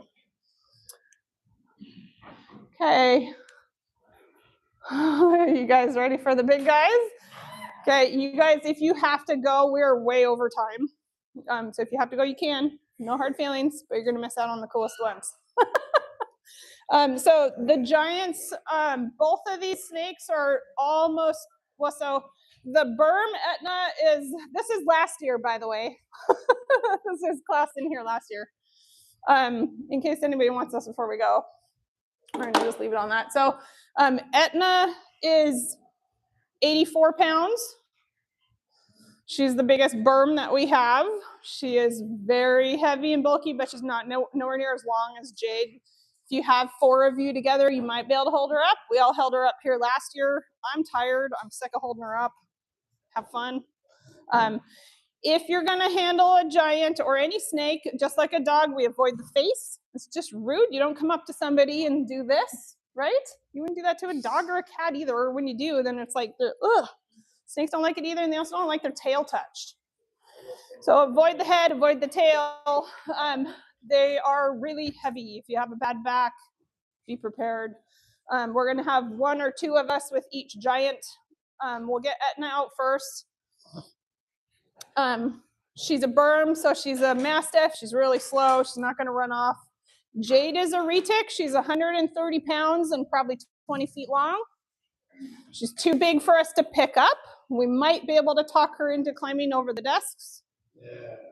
She's so big that she's gonna be up this entire aisle on the floor. So just heads up, they're so big that we drag them. We pick up the head, we get their body on the floor, and we drag them, and we just kind of help them not get stuck. So don't let that worry you. It looks bad, but you can't carry these guys. And so remember, a baby retic, you saw Perseus, how little he was, and Oriana, they can turn into this. Isn't that what you help? Yeah, we'll see how she is with. Do we have anybody that wants to help with Etna? Come on up. And then we're gonna need several helpers for Jade. We're gonna give a minute with Etna just so that whoever wants to see both can, just take your time, Cammie. Whoever wants to see both can get a chance with both of them. But honestly, they're too big to really manage them both without your guys' help. So give them a minute with this. She's not even out yet. That's kind of a dumb question. Can snakes differentiate between people? I think they can, yeah. Like a lot of our snakes that are really scared, like Valak, the one that I showed you. I'm one of the only people that can handle her. Okay. So she knows me, but a lot of that comes from our energy, and like she recognizes how calm I am and confident. So if you're scared and jumpy, then they will be scared of you and not like you. So people that are really high energy and move a lot are going to have a harder time getting a snake to stay with them. Okay. If you went to a house and a snake was like terrified, the owner might be. Do you want to move her? Does anybody want to come pick her up? Get your butt down here and get her on your shoulder. Heave to. I want you to feel how heavy she is. Does this belong in a home? No.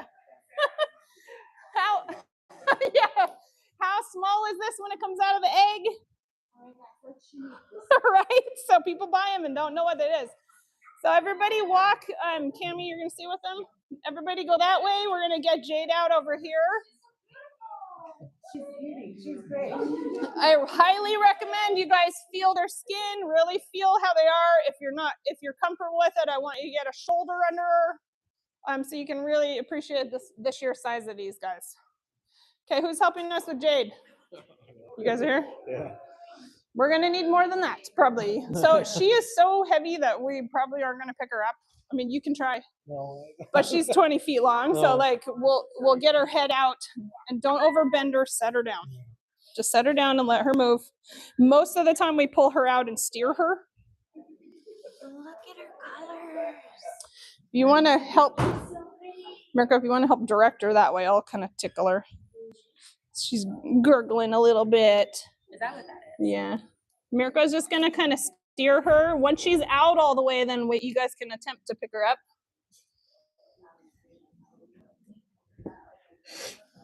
So remember I said retics are really fast, the greyhounds? So the big old females tend to not really, they slow down. So Jade is one of the slowest, calmest retics we've ever known. So she's not a great example of that, but I don't remember. I'd have to look on her cage tag. Okay, don't let her get under the cart. Go up the aisle. Somebody, you try picking her up, see what you think.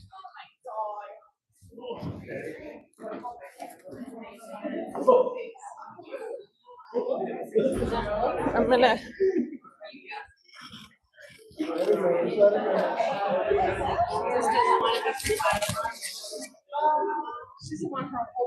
Do you see how heavy she is? Like, these guys, handling the giants is more about steering them than moving them yourself. And so like you guys can come up. We're gonna hopefully just let her keep moving. I'm gonna keep going this way.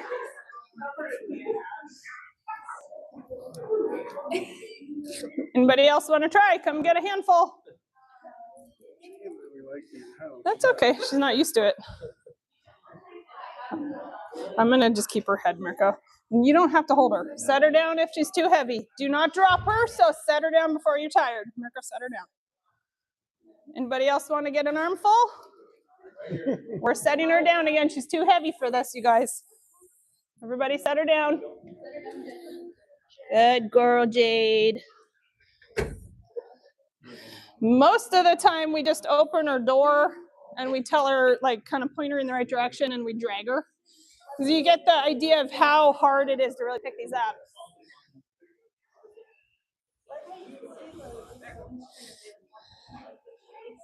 I'm gonna let her go this direction now. So just, she's fine, you guys. You can sit, you can kneel down next to her and pet her. This girl used to go to public parks and let kids sit on her. I mean, like, she's really good. Take a second to really appreciate how silky and smooth their skin is. It's not what you think, right? They're not slimy, they're not gross, they don't smell.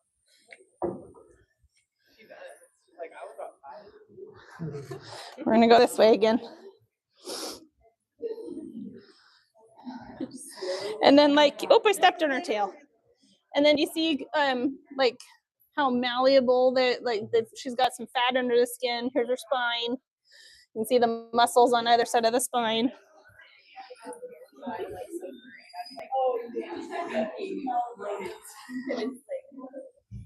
I've been abandoned. Come on, you guys. I thought you wanted to hold her.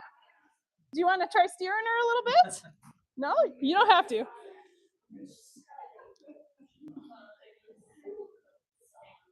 Pretty amazing, right? I'm gonna straighten her out. I'm the guinea pig. Oh yeah. Let's see if she wants to go on the table or not.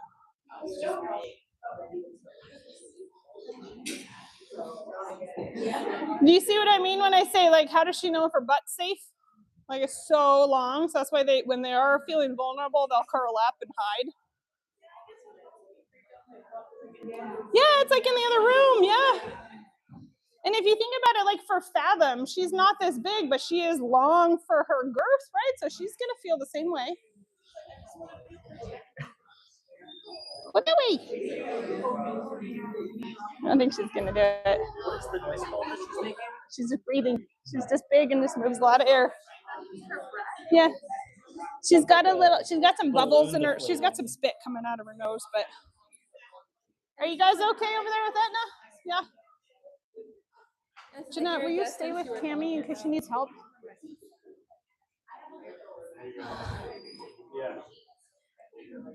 If anybody wants to hold Jade, come on down.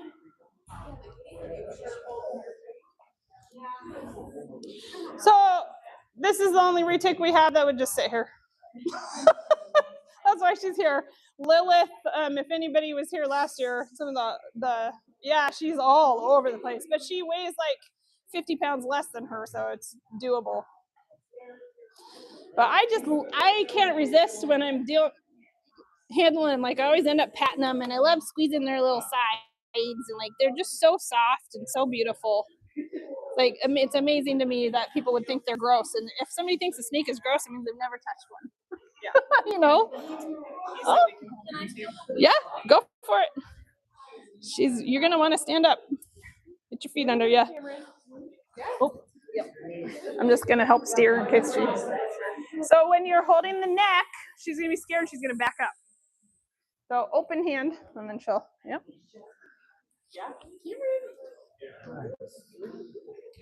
There you go, guys. Picture time. Somebody get pictures of this.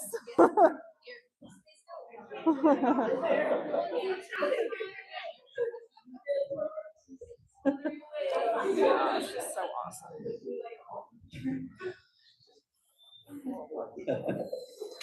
She's moving off your shoulder. Yeah. So what we'll do is the snake train. We'll say, somebody come from the back and come to the front. Who's in the back? Come on up. And then she's going to keep moving, and the person that's in the back can come up front once she moves more. Let's take a step this way, because we're going to turn her and keep going that direction so we don't get in the way of Etna. Hi, you. So tail person, come up front. Open hands, don't hold. Just be a tree for her. Oh, I can point her to you. You can come back up front and get a better picture if you want. This isn't working. Take a deep breath. So person hold a snake. Do it again, bigger and longer. Let it all out. And then relax when you do it. Do it again. She's gonna feel your heart rate slow. She's gonna feel your energy go down, and then she'll be more likely to stay with you.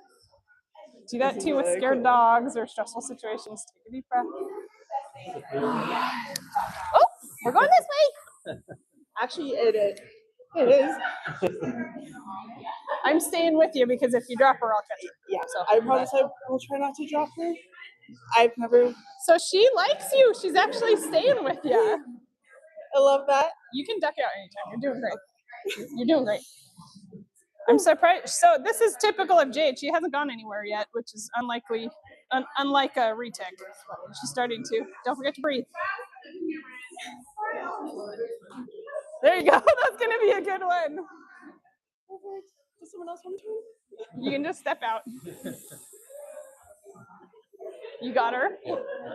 So you scared her because you squeezed her. Yeah. So if she thinks you're restraining her, she's going to run away. So you got to do open-handed. We're turning.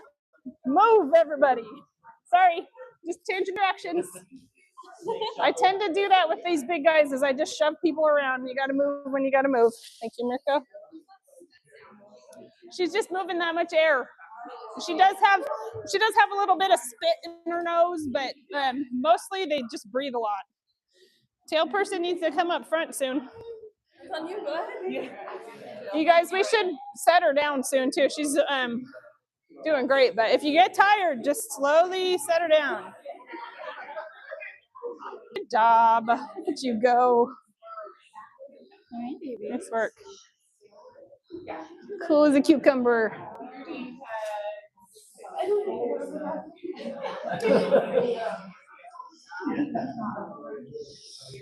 Everybody okay?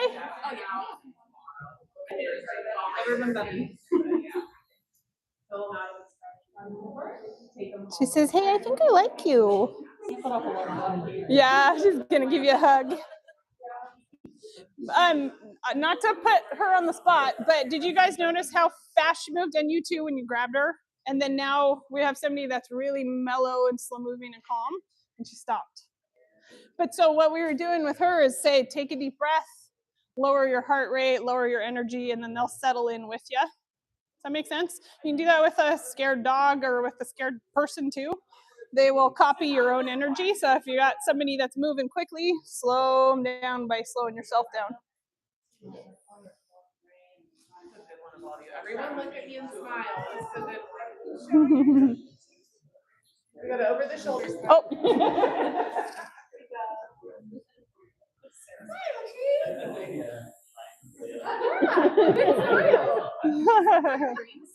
Yeah. People always ask about the breathing with the big retics. They just move a ton of air. You guys can set her on the ground if you want. Don't drop her, set her down gently. She's gorgeous.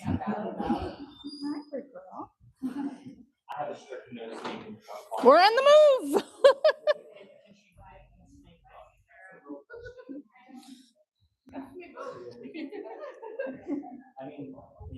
Just don't want her to get tangled. So she's making sure she's anchored for safety. So you're her tree right now. Oh, good tree. I get it. You're getting your workout in today too. Do you have a good way to measure these really big? Yeah, I have a digital rolling tape, so I just roll it on the back. We measure it, so Valak is bigger than her. We measured her like 3 years ago at 17 and a half feet. So she's definitely over that, but I haven't bothered. I probably should. I'm hot. Yeah, excellent. We are going to pack up soon, so ask questions if you have them. Sorry you went late today, guys. On the 4th, right? Yeah, sorry about that. Another day like this. I can't believe she fits in Mirko, she's going to have to go through the side. She won't go in that way. So the giant snake enclosures have a whole porthole on the side because if the door's open, it doesn't look like a hide, right? It's too open. So we're going to put them in through the side so that they think it's contained. I love how you converted those. Yeah. Oh man, it's so much easier than trying to pick up tubs. I didn't even notice they were parts. You lied. Yeah. That's kind of our MO is we build everything custom ourselves just to save money. And honestly, this doesn't exist. So like we needed something to be able to do this. What if she doesn't want to go? What I'll be able to talk her into it. But that's all about knowing like what they need psychologically to make them want to go in. So like you're right, what you're kind of hinting at is that we can't make her do something if she doesn't want to. So we've designed the carts, and the way we handle them has to do with how they think and giving them what they need to do what we ask. Sometimes when I'm trying to put a snake into a hide, they try to shoot As right cool as back that out. is. Yeah. And Just block it. block it off. My bravery helps. Yeah, or just block it with your hand. Usually it's like a bucket. Yeah. I believe that. Yeah. It doesn't feel like a hide. So if you have a bucket, take a cardboard box and put it on top and cut a hole. And then stick the head through, and they'll be like, "Oh, it's dark and safe in here." If it's big and open, they're just like, "I'm not going in there. That's a dead end, and I'm vulnerable." Yeah.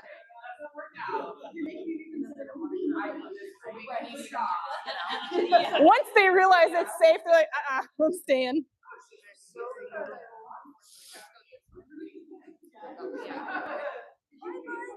She says, "See you later, guys." Thank you for your time. Yeah. She's notorious for doing that. She'll come up and say hi to me. I was sitting in Snake House one day working on something in a chair, and I looked down and she was doing this. She'd come out of the python room, came over to me and crawled up and was like, "Hi." I'm like, "Oh, thanks."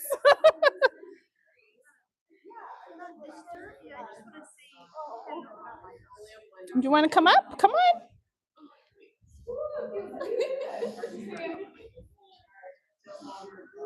You can come up if you want, kiddo. You want to get up off the floor? What do you think? You want to come up? You okay? You want to go in your house?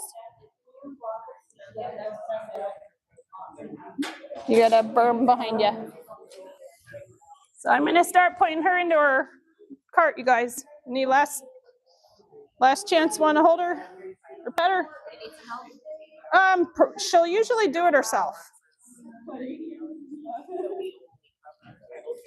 Nope. Yeah.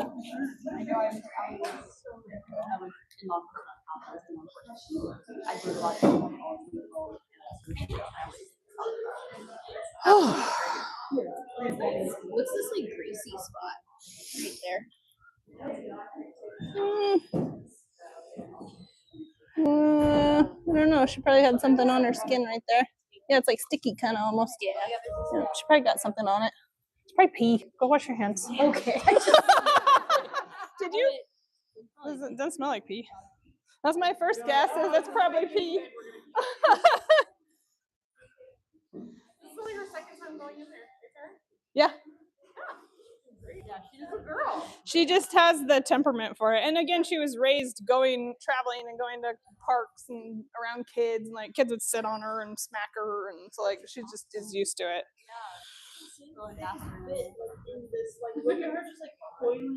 So that's really important though to when you get a hide.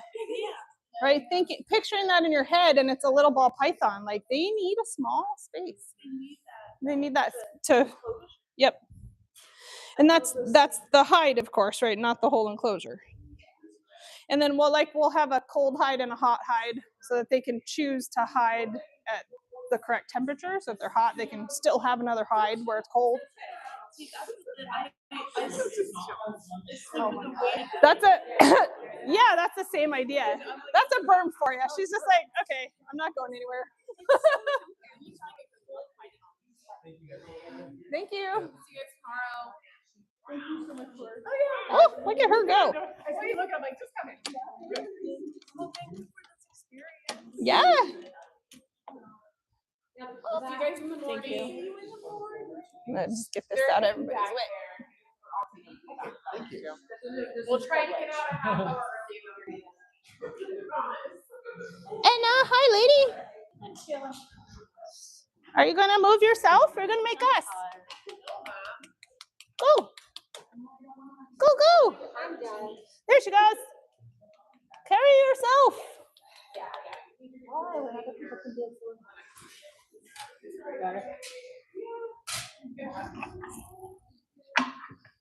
Watch your foot. She's gonna.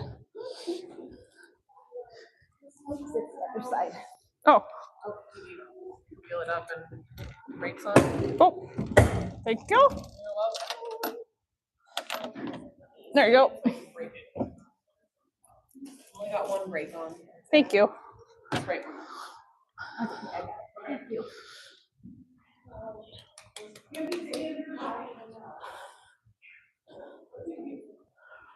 Oh, I'm hot. Yeah. Thank you.